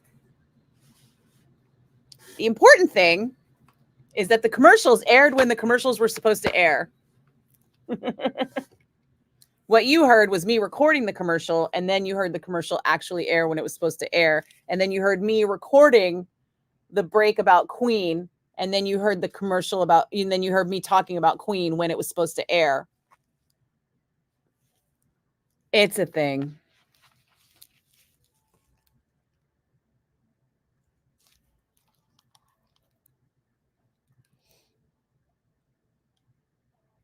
So, I mean, technically, it was kind of because we did the switch, because I would never have taken the board out if we hadn't done the switch. But also it was just me fucking up and not putting everything back where it was supposed to be 100% like I was supposed to. I don't know. Maybe I was distracted talking to some people on the internet. Yeah, there's nobody's office to step into. We're grown-ups here. That's not how it works. They know it was an accident. They know I normally don't do stupid shit like that. All right, let's see. 4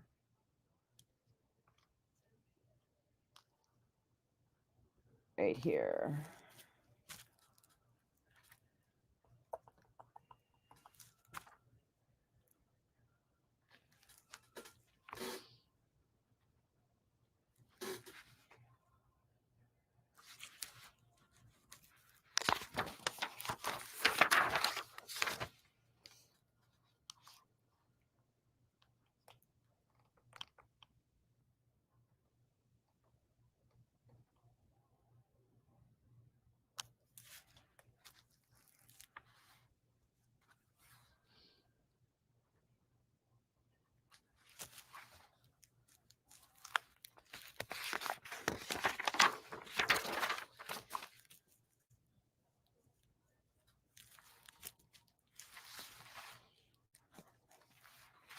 Okay. This thing is not going to fucking work.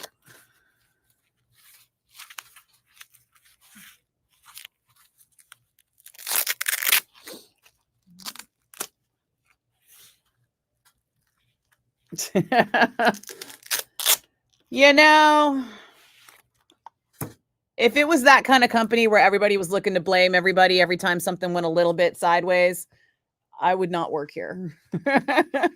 But we are not, you know, every once in a while, some shit happens and that's fucking rock and roll. I hope people are not tuning out because they accidentally heard a couple of things go sideways. If they are, well, then I'm shit canned. Yeah. Thanks, Stevie. I'm not sure how I did it, but cool.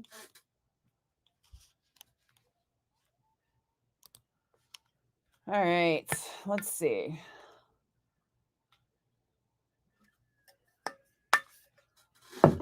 We got to move that Pat Benatar giveaway.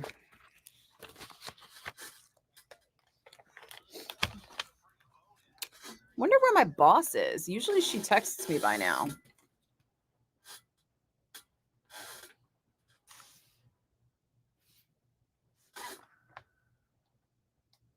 Wonder if it's already in there. 17th. Nope. Okay.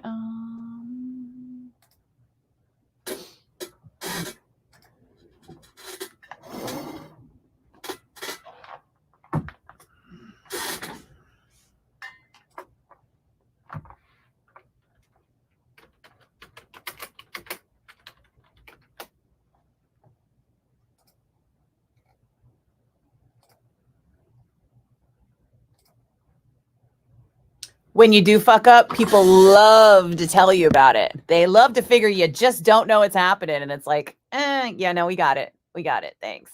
We got it. We got it. Those are the same people that'll let you walk around all fucking day with spinach on your teeth, right? But God forbid some shit go out over the radio.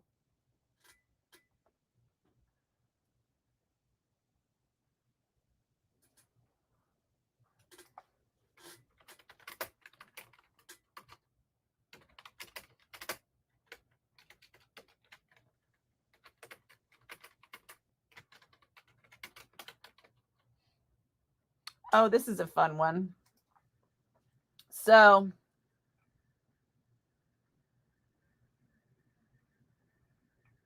this guy's in radio as well, but in Texas and for a different company, but he likes listening to us, so he texts.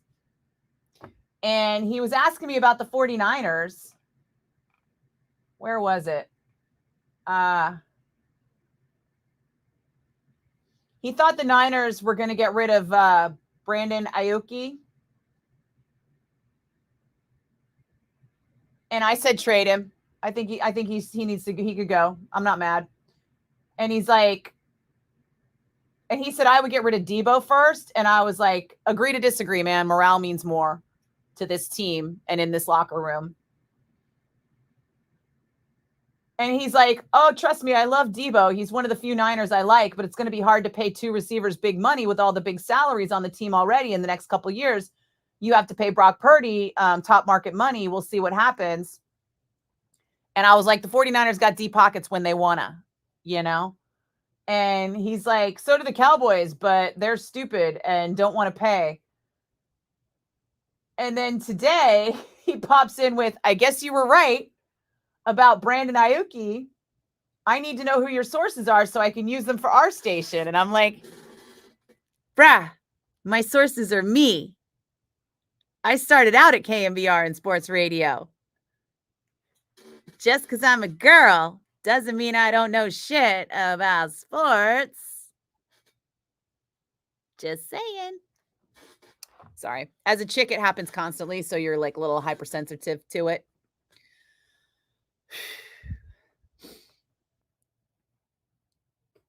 Aw, thanks, guys.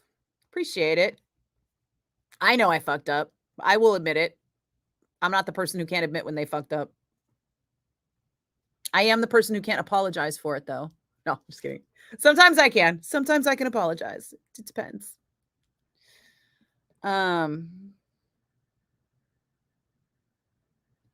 Toothpaste stains. Well, the white stains are worse because they look like cum shots. Yeah. You ever seen a white toothpaste drip? It's like walking around with a money shot on your shirt all day. Who are you talking about, PJ, that you remember? Yeah, he's asking to be traded. Shocker. Yeah. Duh. I was like, trade his ass. Don't care. Let him go. I don't see him as being worth it, you know? Poison in the locker room is a big deal, especially on a team like the 49ers, you know? I mean, they have so much going on back and forth. It's a delicate ecosystem right now in that locker room. And it's on the very cusp of being one of those teams, you know, one of those teams that just works together and gets along and starts to finish each other's sentences. And, you know,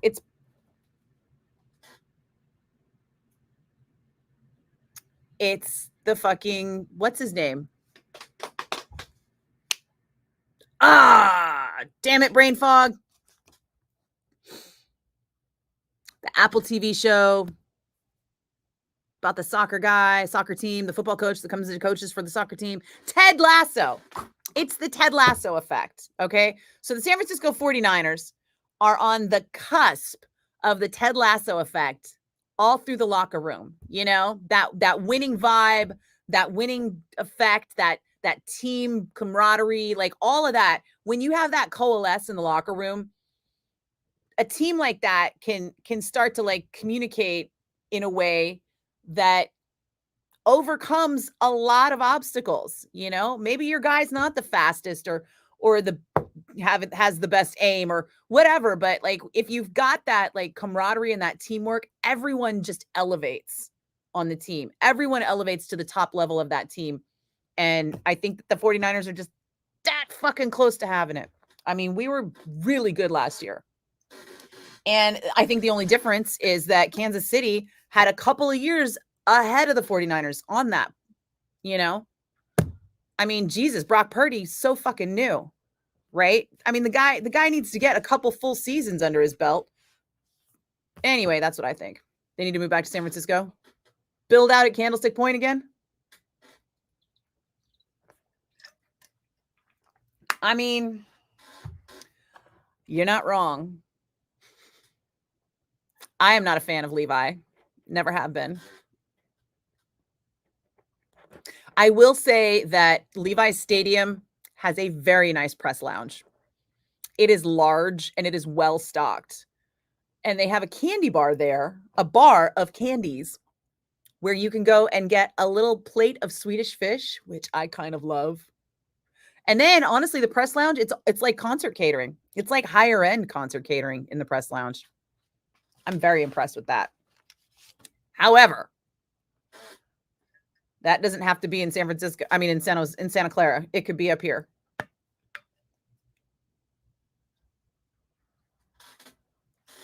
Catering is catering.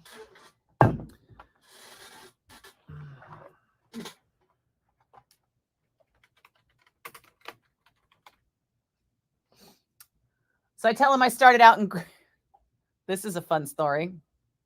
I tell him I started out in sports radio and he's like, oh, why did you make the switch? As if I had a choice.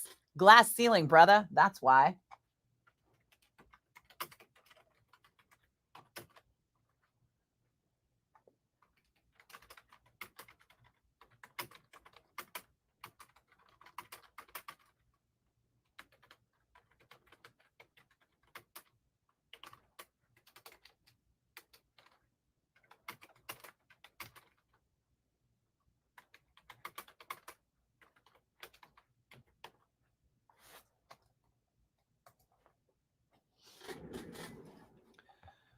So yeah, that was fun. I was working at KMBR on the Ticket 1050 and I had been there for a couple of years, you know, because I started out as a promotions intern at 107.7 The Bone. It was KSAN, actually. I started out as a promotions intern at KSAN, and then we flipped and became The Bone, and I was doing promotions there. But I got to be honest, they treated you like shit for $6 an hour. And I had real jobs that paid more money. So I was like, And one time when I was going upstairs to deliver we had these like promo sheets. We used to have so many people that worked here. It was so great. Everybody, there was like one person, one job back then.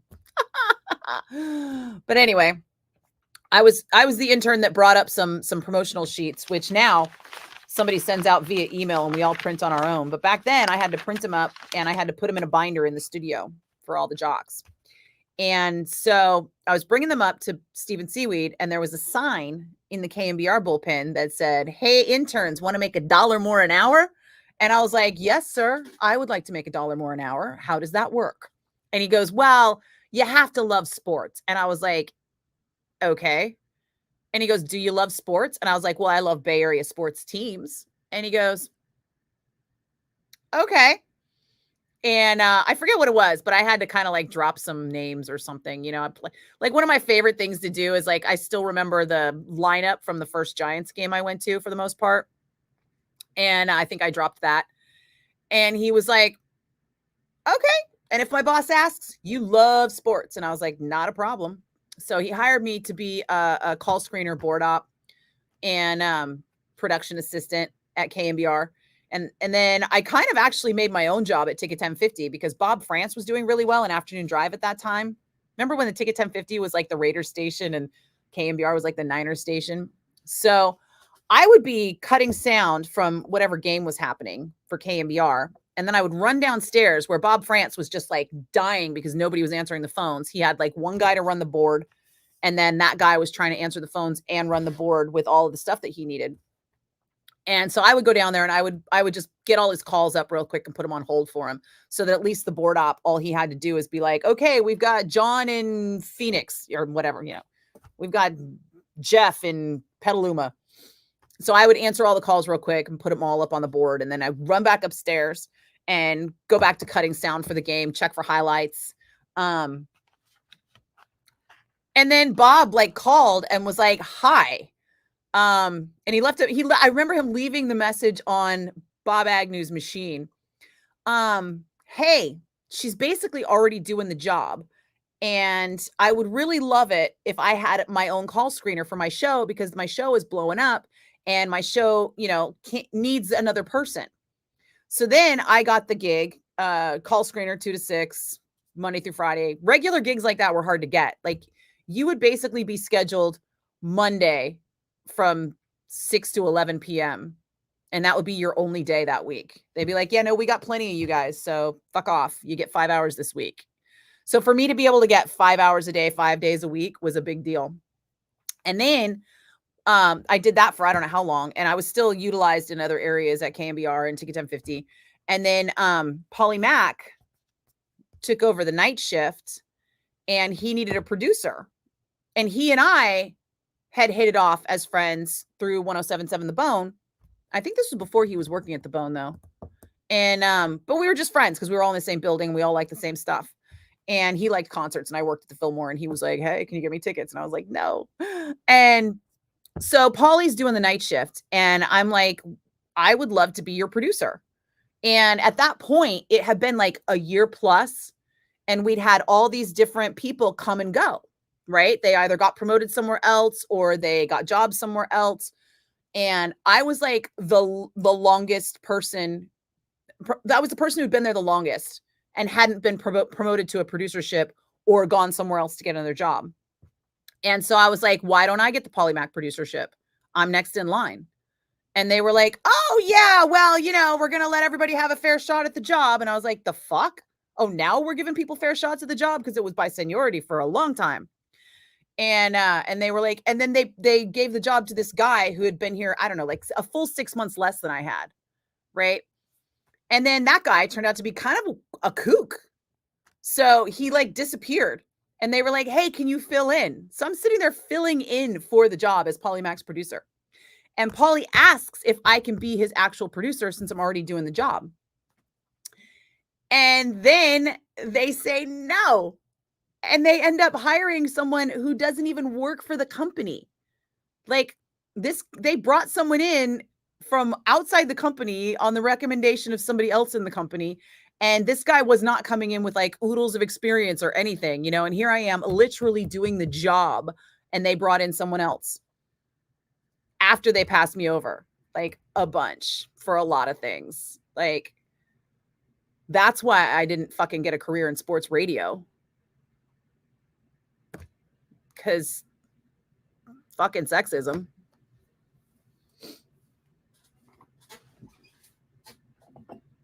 But, you know, it was like that at the Bone too for a long time. I think Larry Sharp felt like he was really pioneering and taking a chance and being super edgy by putting me on in afternoons.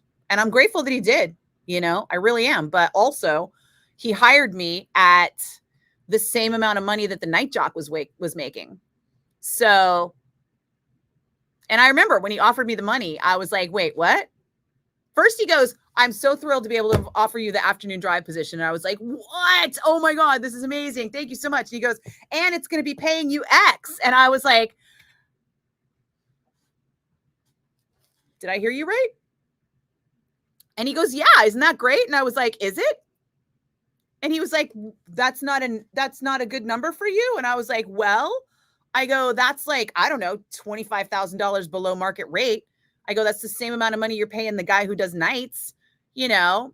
So help me understand why afternoon drive for anyone but me would pay at least 10 to 20 grand more a year. And he was like, oh, well, you're still pretty green when it comes to radio. You know, you've only been on the air for a few years. I had been on the air from 2001 to 2005.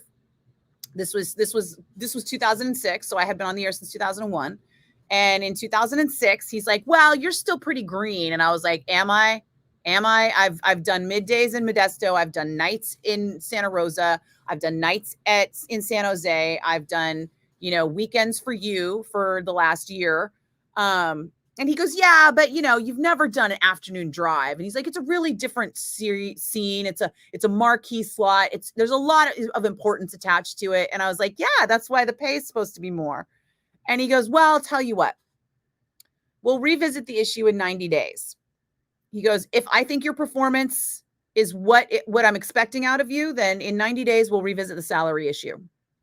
And I was like, okay, fine. 90 days later, Cumulus takes over. They slash the night jock budget entirely. And that was there went any chance of me getting a raise to market rate. So I was paid below market rate for the entire 10 years I worked at the Bone the first time around. Fun story, huh?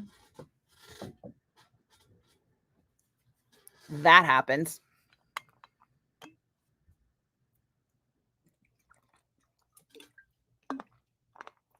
I remember the day he told me, he goes, listen, Billy had quit.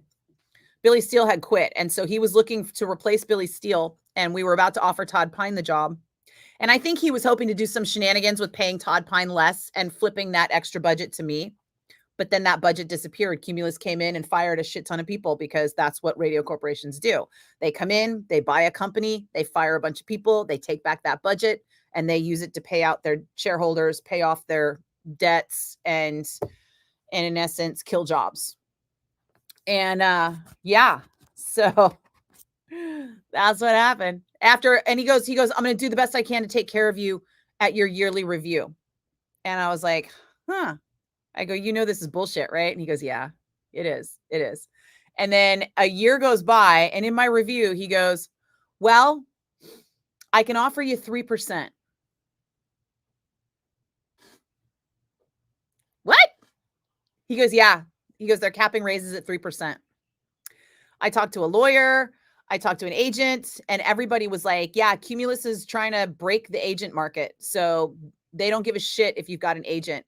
Unless you've got another radio station offering you more money, they don't give a shit. And even if you do have another radio station offering you more money, they'll probably tell you to take it and go fuck yourself because they're not going to give you any more money. If they're offering you 3%, the best I could do is maybe negotiate you up to 5%, and then I would have to take 10%. So it's not going to do you any good. And I was like, cool, thanks. So I took my 3% with a smile. And then another year goes by. And by the way, my ratings are great. I've got all these endorsements. I'm performing well for the station. Everybody's thrilled. And my boss calls me in for my yearly review and goes, well, I got good news and I got bad news. And I was like, great. What could it possibly be? And this is after another year of, them cutting jobs and killing people's jobs and just being just what corporations do. He goes, well, the good news is I got you the maximum allowable raise. And I was like, okay, are you telling me it's 3%? He goes, no, it's 1.5. 1.5%.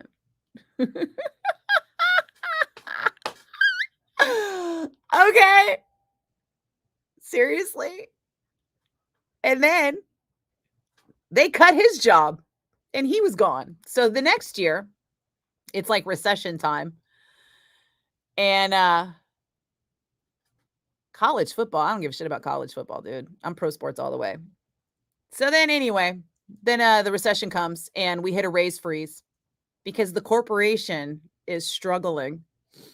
No matter how many jobs they eliminate, they just can't pay their bills. So not only did they force us to furlough, they put us all on a raise freeze.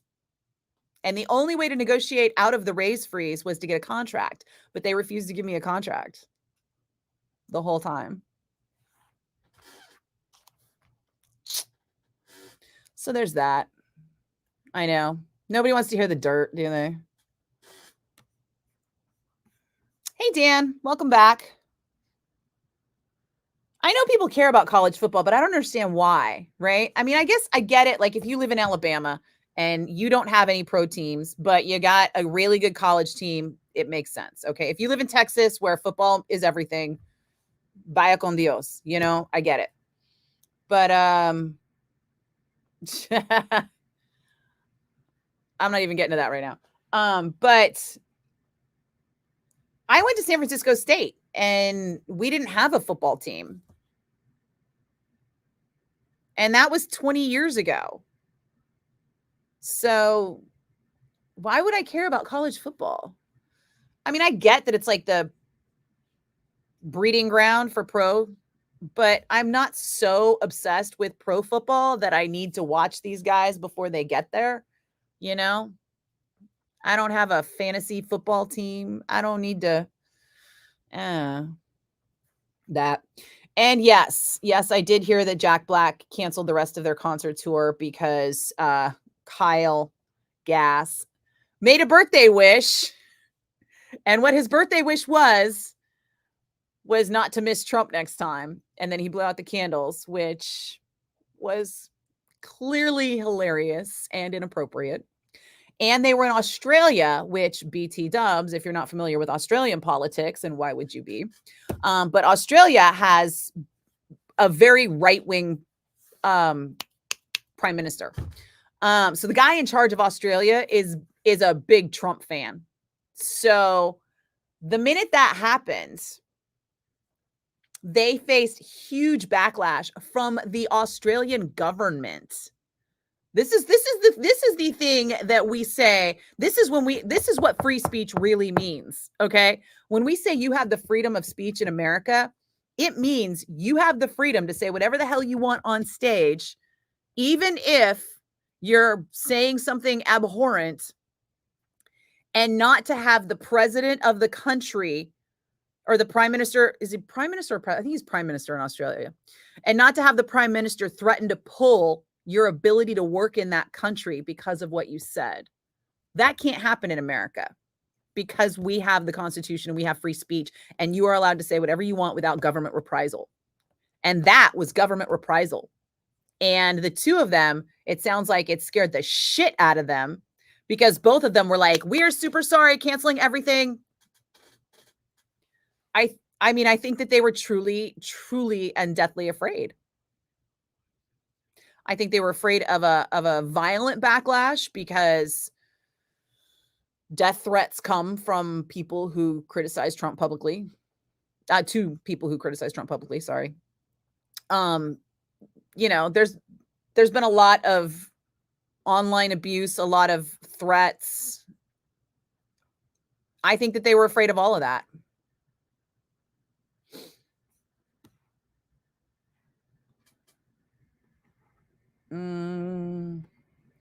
You daydream about steroids? That's fucking weird.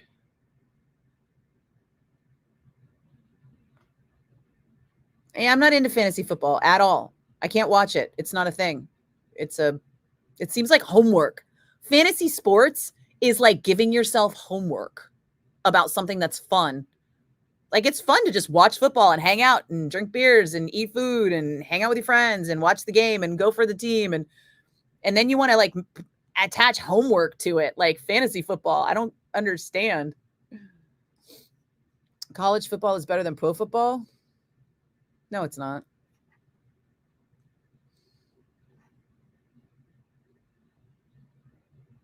Show me the college stadium that has a pro team that is filling the stadium regularly. They're not putting 50K at Cal, are they? On the reg? And even if they are, I don't care, honestly. I really don't. Like, I didn't go to Cal, so, I'm only mildly concerned with how they do. Does Chico have a football team?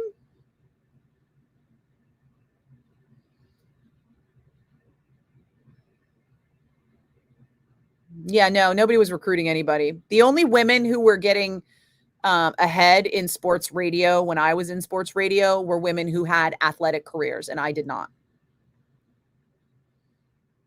And it's a shame because it's not like it requires an athletic career to do sports radio. Just look at all the fat fucks doing it now. Dio. Let me double check. I feel like I already played Dio. What was the movie last night? Oh, I bailed. I texted my boss and I was like, hey, what's the food sitch tonight? And he was all, I don't know. I'm not going. I don't feel good. And I was like, oh, then fuck it. I'm not going either. And I went home and went to bed.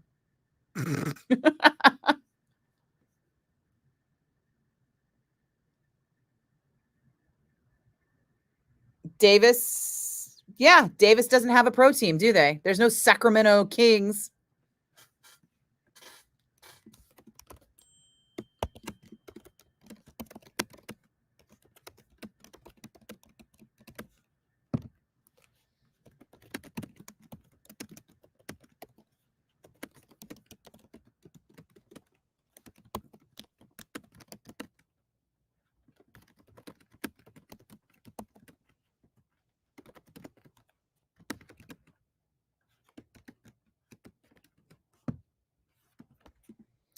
There's the email from my boss that I was looking for.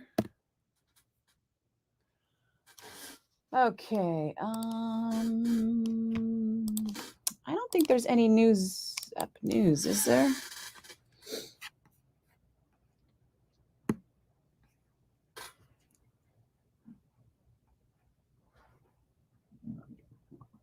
I'm not mad at college sports. I just don't understand the hype,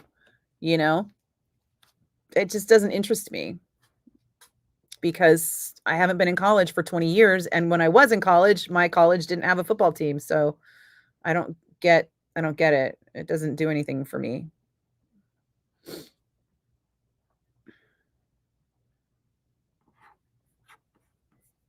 Oh, well, me being the hot chick is purely accidental. In fact, when I did the show Ask a Hot Chick, the hot chick was not me. The hot chick was the guests. I had guests every week that were the hot chick. Let's see.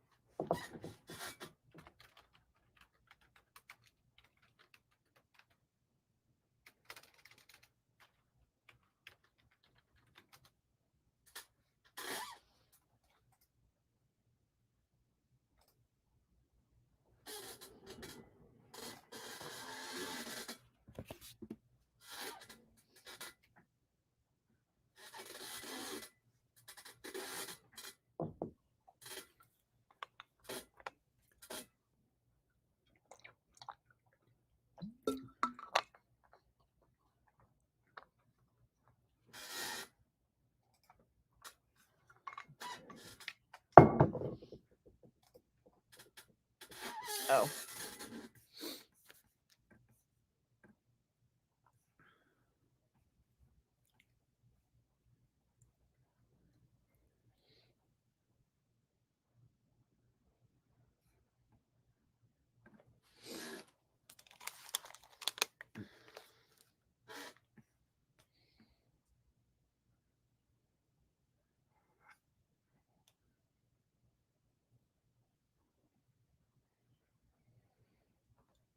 Hmm.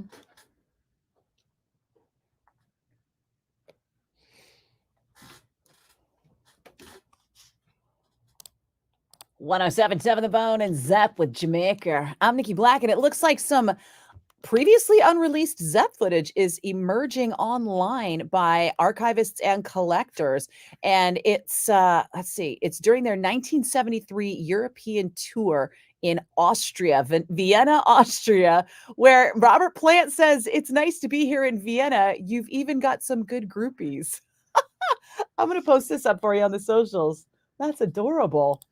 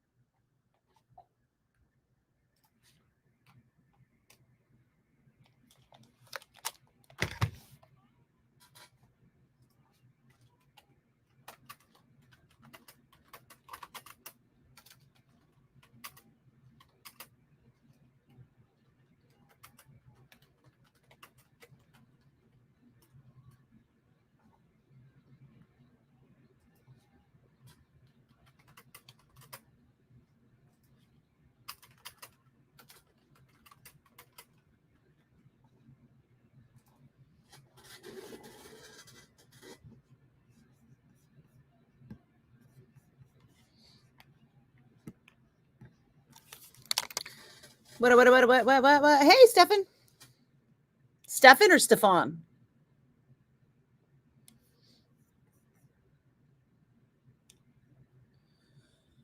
Let's see. You know what? I would not mind AOC at all. But the thing is, I don't think we're supposed to like, sorry, left the microphone on. I don't think we're supposed to like whoever the president is. I think that basically it's always the lesser of two evils. And there's just no way we're going to drag millions of ass backwards middle state people into the now.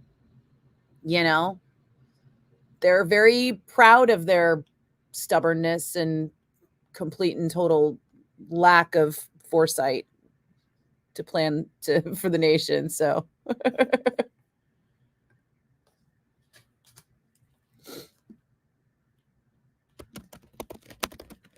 sorry, boss is texting.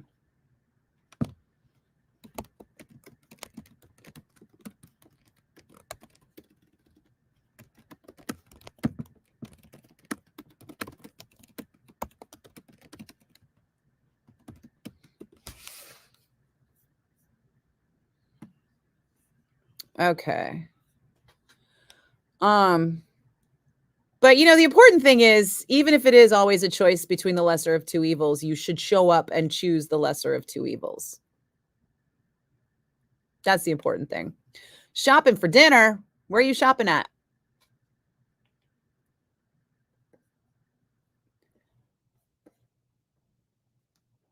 Have I tried Punk Bunny? You weren't here when I was talking about the Punk Bunny. Yes, I have. What kind of tacos are my go-to? I don't have a go-to. I try not to. Ever since I was a bartender in a dive bar, I don't want to be that person that has a regular drink or a regular order. That said, I do have a regular sushi order that I don't seem to be able to get away from, but I try. But you know what I have been really enjoying in tacos lately? Mushrooms. Fucking love mushroom tacos. Sometimes I'll make just vegetarian mushroom tacos, but other times I'll just throw mushrooms in with whatever the meat is, and it's a delightful. I don't slice them. I cut them into chunks, and then it's fucking rad.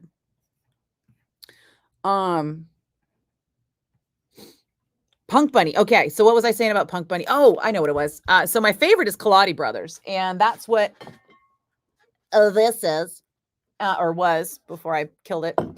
And I do have a break coming up though. So I did not try Oakland coffee, and then when they decided to change it to Punk Bunny, I bought some Oakland coffee, which I still haven't tried.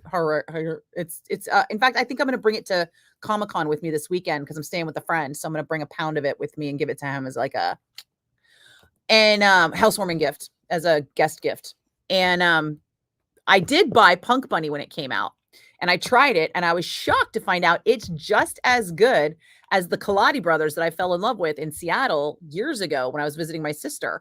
So we went to this cafe in Capitol Hill and in Seattle, and the Kaladi Brothers was like the best cup of coffee I've ever had. So I went back to that place like every day that week. And then every time I go to Seattle, I try to go there at least once. And I found out, I was looking for their coffee, and it turns out they're only in Anchorage and Seattle. That's it. They got those two places. And the roastery is in Anchorage, but you get free shipping if you get 2 pounds at a time, which is easy because that shit is good. And it ends up being cheaper than the Hairbender blend that I really liked that's made locally here in San Francisco. I'm blanking on the name of the roaster, but the Hairbender is the blend, and it's a local San Francisco roaster. They charge like $16 for like 10 or 12 ounces, and I'm paying $16 or $17 for a pound. And then I get it shipped for free as long as I buy 2 pounds. And it's some of the best coffee I've ever had. So Kaladi Brothers, boom, boom. But to be fair, the Punk Bunny on par with the Kaladi Brothers, and I like it too. The only difference is they don't have free shipping. So I will probably stick to the Kaladi Brothers because I'm cheap, and it's just as good. But it is good, and I do like it. Hey, Eric. This is your favorite hang. We need fresh blood for a president. Well, what we need is not a fascist, Stevie.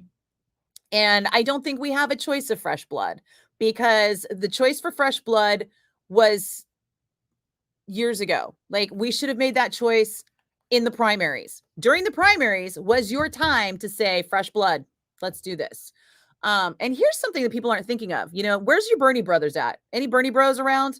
Because the Bernie bros were so pissed that Bernie got so many votes, but then Clinton got the nomination. Now, to be fair, when they crunched the numbers, Clinton did fairly win that nomination, but they were mad that they felt like Clinton was going to get the nomination the whole time and that Bernie never really had a chance. Well, what does it say about the Democratic Party if they voted Joe Biden unanimously in the primaries to be the candidate, and then all of a sudden they tell all those people who voted in the primaries, fuck you, we're changing horse? The fuck? Dude, suck it up. Vote for Biden. He's going to die, or he's going to retire, whatever. And then you're going to have Harris. It's fine. It's fine. Because you know what? The team around Biden is a lot safer and more trustworthy than the fucking team around Trump. Okay? And I don't really want to be on a pulpit about politics, but I do pay attention more than the average bear. And I watch the global news every day, and we look like assholes. Remember how we looked like assholes during the Bush years? And people didn't really know unless they vacationed in countries where there were anti-US 9/11 t-shirts for sale to tourists. Yeah, my brother saw that when he was in Thailand visiting one time. Yeah, he was like, what the fuck? Yeah. So Trump makes the Bush years look like a fucking walk in the park, dude. So, you know, just, dude, stay safe, right?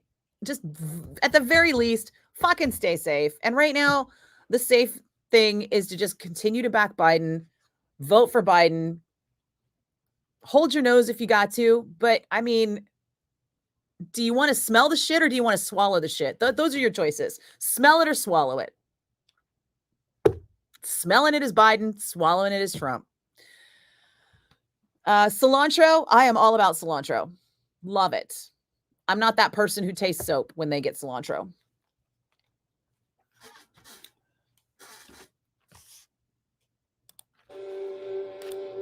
Stop it. Okay. 107.7 The Bone and Rush with Free Will. I'm Nikki Blakk, and if you stick around for just about 11 minutes, I will be giving away a pair of tickets to see Pat Benatar and Neil Giraldo at the San Jose Civic on August 10th. Those tickets are on sale now at livenation.com, but if you're here in 11 minutes, you just might win them from 107.7 The Bone.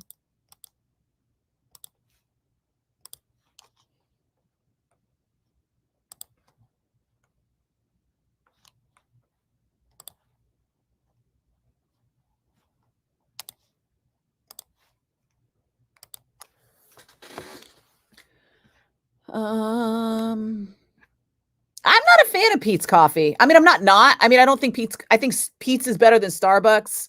I think Phil's is better than Pete's. But honestly, I'm at the point now where I'm trying very hard not to eat anything corporate owned. So I really try hard to find a mom and pop shop. Plus, I have an espresso machine at home. You know, I had some friends that were getting rid of one because they got a new one, and I was like, I'll take that. And so I make my own. I just posted on TikTok. Where's my TikTok at? How I sorry. I made cardamom simple syrup this weekend. Shit is good. Did you hear Trump got shot? What? Oh, Jesus. Whatever. I don't know how I feel about that. Yeah, they missed though. Sorry.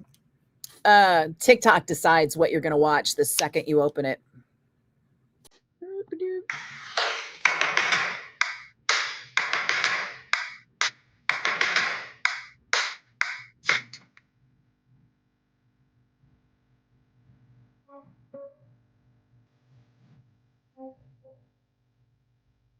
Look at me TikToking. So yeah, it's really easy to make, by the way. What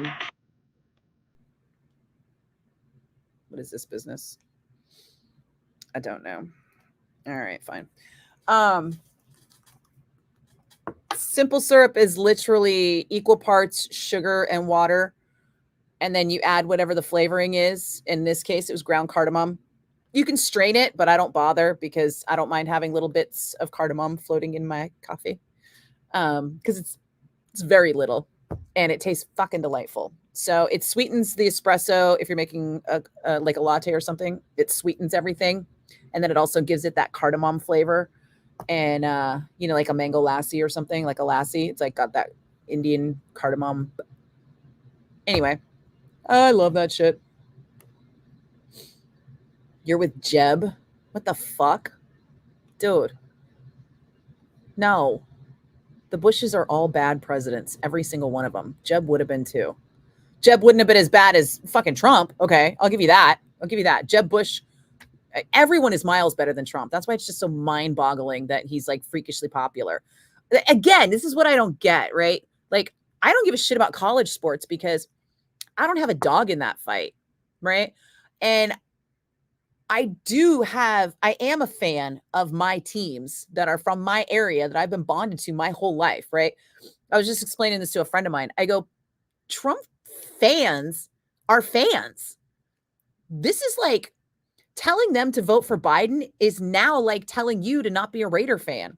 No. Just don't be a Raider fan. Go be a Denver Broncos fan now. You have to, because the Raiders are bad. The Raiders moved to Vegas and now the Raiders are bad. So you have to be a Broncos fan, or you have to be a Niners fan. Yeah, that makes more sense, right? You have to be a Niners fan because the Raiders moved to LA. Vegas. Well, whichever place the Raiders have most recently moved. So that's what people have done with Trump as a politician. They've elevated him and bonded to him the same way you would your fucking football team or a family member, right? Like, there are people who are so bonded to him, and he's a fucking presidential candidate and a shit one at that. Like, and before he was a presidential candidate, he was a shit reality star. And before that, he was a shit real estate agent. And before that, he was a shit slumlord. Fun fact, Fred and Donald Trump were successfully sued for civil rights violations for refusing to rent to Black people in 1972. Why don't people care about that? Like, he pretends he's not racist, but he's literally been convicted of racism. Okay, sure. Anyhow, again, I do not try to start these or have these anti-Trump rants. Not that I can't fucking throw down, because I have and will throw down. I'm tired of it. Fucking tired of it. Your president is your president. He's the dude that runs the country. He doesn't need to be somebody you want to have a beer with. He doesn't need to be a nice guy. He doesn't need to be a he. And this is the real problem. The person most qualified to run this country to date is Hillary Rodham Clinton. Yeah, HRC is literally still the most qualified person to run this country.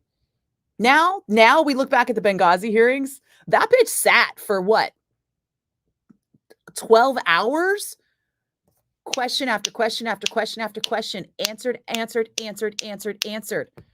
She had the entire Republican Senate coming at her for hours. Trump didn't show up to a single fucking subpoena. Not once. Pussy. Yeah. Hillary Clinton's got balls and she's got the experience. But can we vote for her? No, we can't, because there's a bunch of people out there who've decided that Trump is their Oakland Raiders. Dumbasses. You're not supposed to be a fan of the president. You're literally only allowed to have that president for 8 fucking years, and then they're fucking gone. They're out on the book circuit.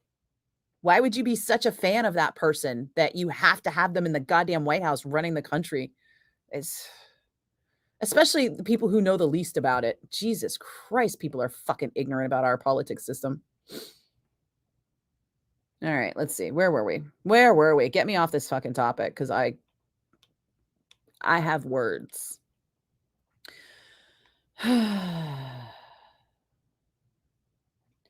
Well, just so you know, Jacob, you have to be vetted by Secret Service to be in the building working when a president is visiting. So if you didn't go through the Secret Service background check, they would not have allowed you to work that day, even if you were supposed to work that day. We've had a couple of different presidents visit the Warfield when I worked there, and I was never part of that gig. So I was never background checked for it. So I was not allowed in the building that day, even as an employee, especially as an employee, because, you know, you would be able to get places you're not supposed to get, which makes you a higher security risk. Do I make cilantro lime rice? Well, I'll be honest, the Abundant Life Wellness Plan does not allow rice. And my doctor has recommended that I don't eat a lot of rice.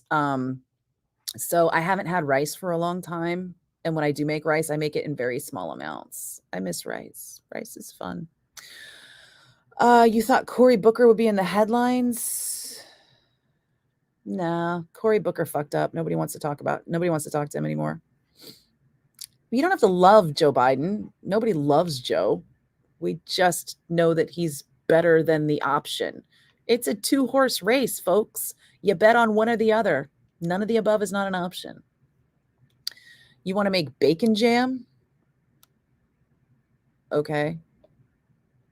I'm not familiar with bacon jam. How do I bankrupt a casino? You trying to go Ocean's 11 on me or some shit? I don't know what you're talking about, PJ.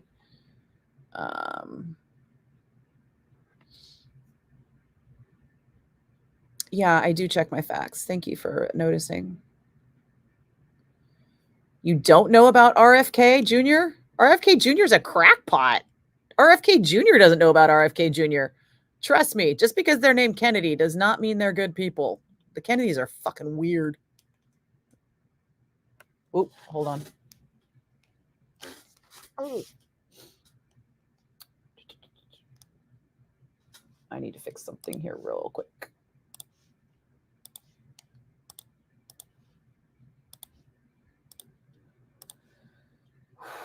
Oh, okay. You get me ranting and I almost missed my giveaway.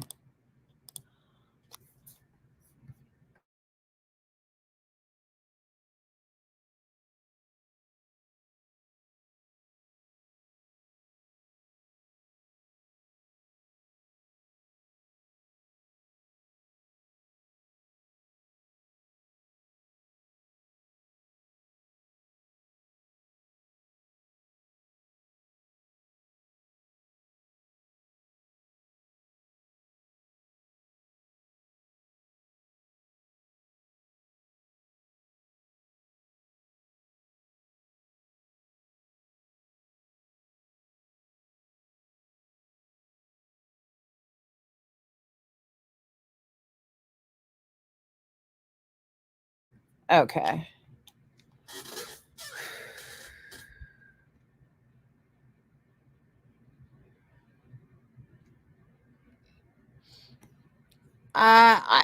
Unless you plan on diving deeply into politics, I would avoid politics. You know, I mean, learn what you need to learn so that you can vote accordingly. But I couldn't imagine working in politics. It's a fucking nightmare. Have I ever had hazy little thing from SNBC? Is that a beer? That sounds like a beer. I'm not a fan of beers. I do like Guinness. I seem to like English beers. I like Guinness and I like Bass Ale.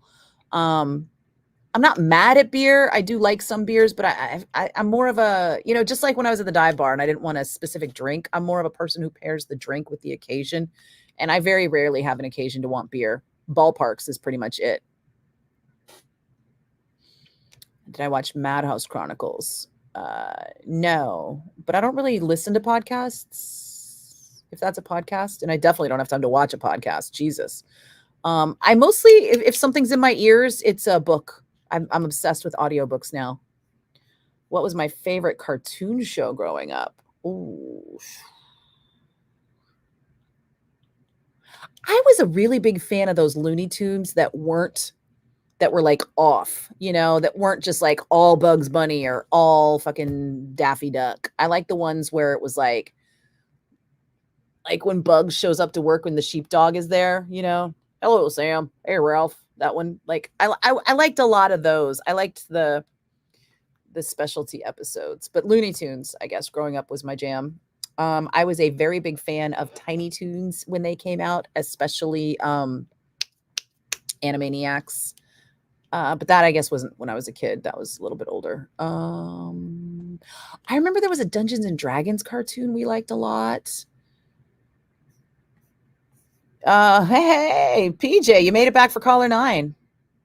No Sierra Nevada. No, I've never liked a Sierra Nevada brewing product ever in my life.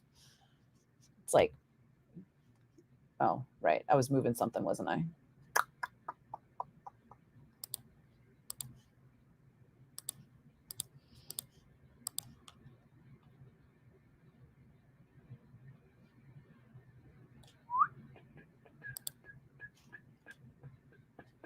Perfect. Okay.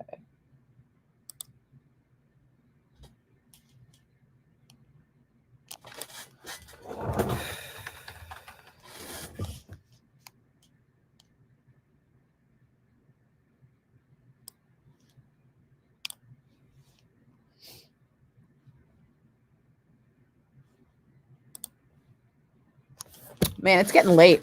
Last chance for questions.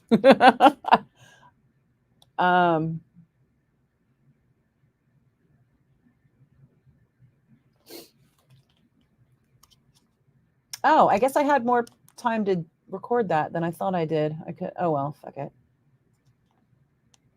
I pushed off the giveaway time a little bit.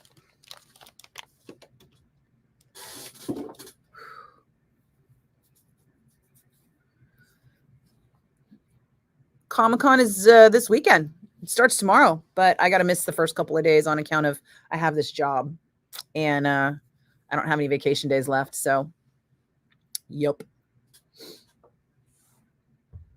Did I know there was a cartoon based on the movie Attack of the Killer Tomatoes? I did, because I met the guy who did the original, who like made the original Attack of the Killer Tomatoes at Comic-Con. I might have a picture.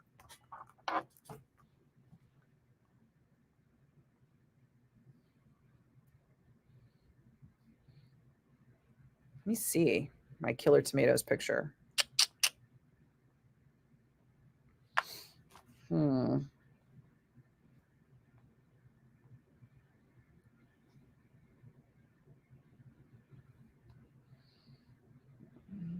wasn't last year. It was a few years back.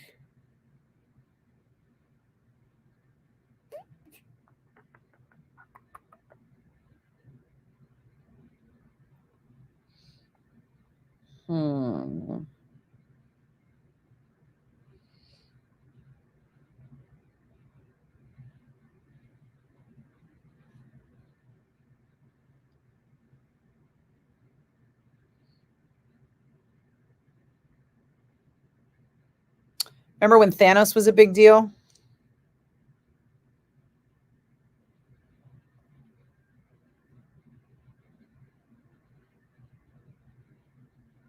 Oh, I don't see the picture. Boo. I know I took a picture with dude. Wonder if it was an old phone. No, I think I had this phone the whole time. Hi, it's Simone. Hello? Hi. Are you giving those tickets now or am I early? Oh, I actually changed the timing a couple of minutes, so just listen for the cue to call. Okay, thank you. Keep listening though, you'll hear it. Yes, thank you.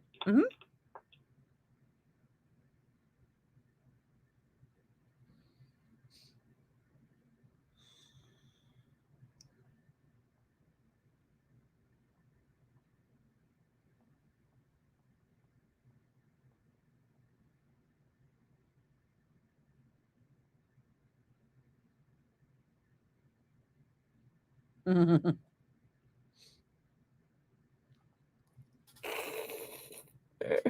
Comic-Con. I don't know how they got me to look so evil, but they did. That was like an It promo.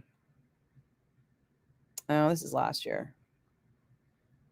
I feel like my photo album kind of like filters out stuff, because there'll be stuff I'm looking for in here that I know is in there and I can't find it. And then all of a sudden, boom, pops up in Facebook memories. And I'm like, really?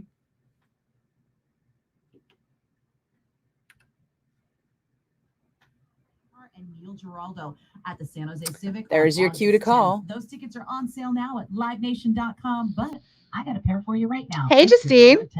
There was a channel suggestion for me? I had no idea.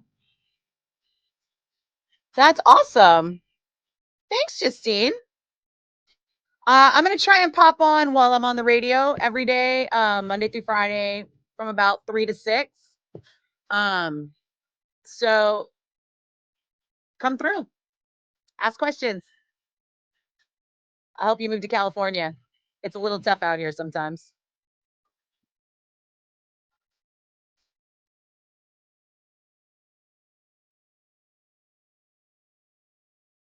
You met the girl who played Amy in Honey, I Shrunk the Kids?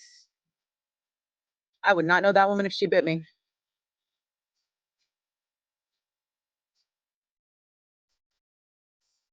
All right, PJ. You ready for this?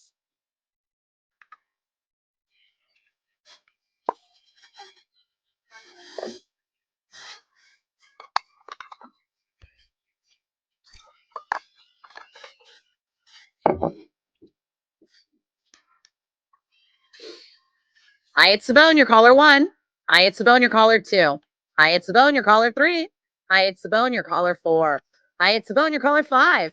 Hi, it's Sabone, your caller 6. Hi, it's Sabone, your caller 7. Hi, it's Sabone, your caller 8. Hi, it's Sabone, your caller 9. Sorry, dude. So close. Bye. Take care. Sorry.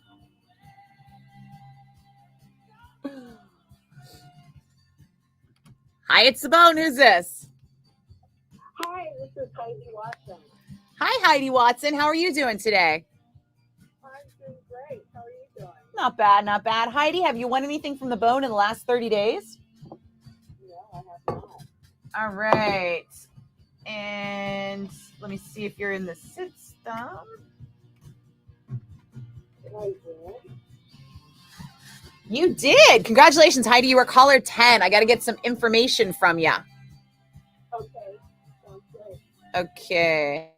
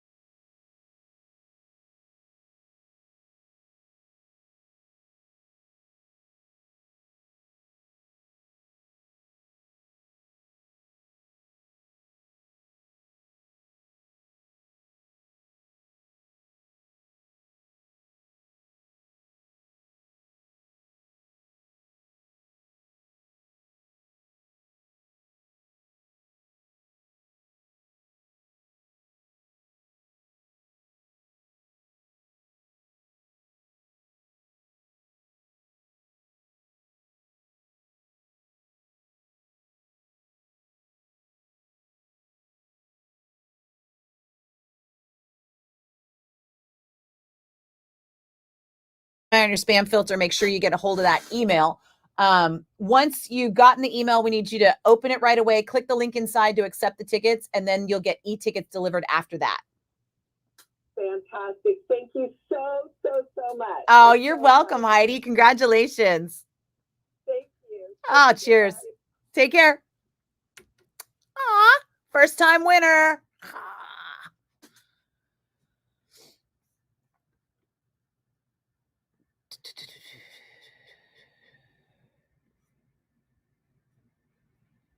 Yeah, I'll have to look up Honey, I Shrunk the Kids, because I'll be honest, all I remember is Rick Moranis. And I mean, I'm sure I remember, I think I saw it in the theaters like a billion years ago. I mean, when did that movie come out? Like, in the 90s?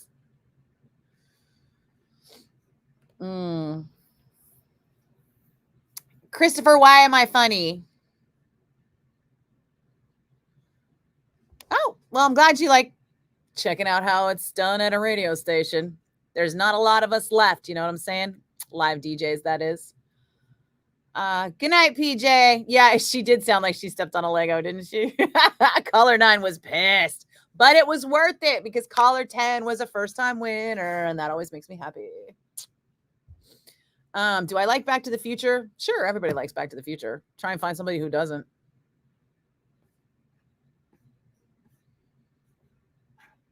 All right, guys. It is 6 o'clock. I need to tap out so that I can get some shit done around here and GTFO because work is almost over for the day. Your grandfather used to sell records to radio stations? That's weird because radio stations don't usually buy records. Usually the record labels give them to us for free in hopes that we'll play their bands. GAOR. I don't know what that means.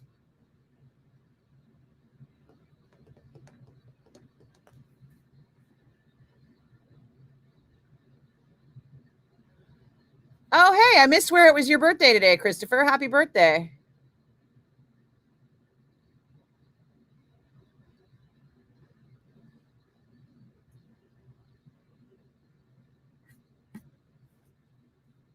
I'll keep an eye out for that tomato photo. If it turns up, I'll show it to you guys like tomorrow or whatever. Just remind me because I will not remember.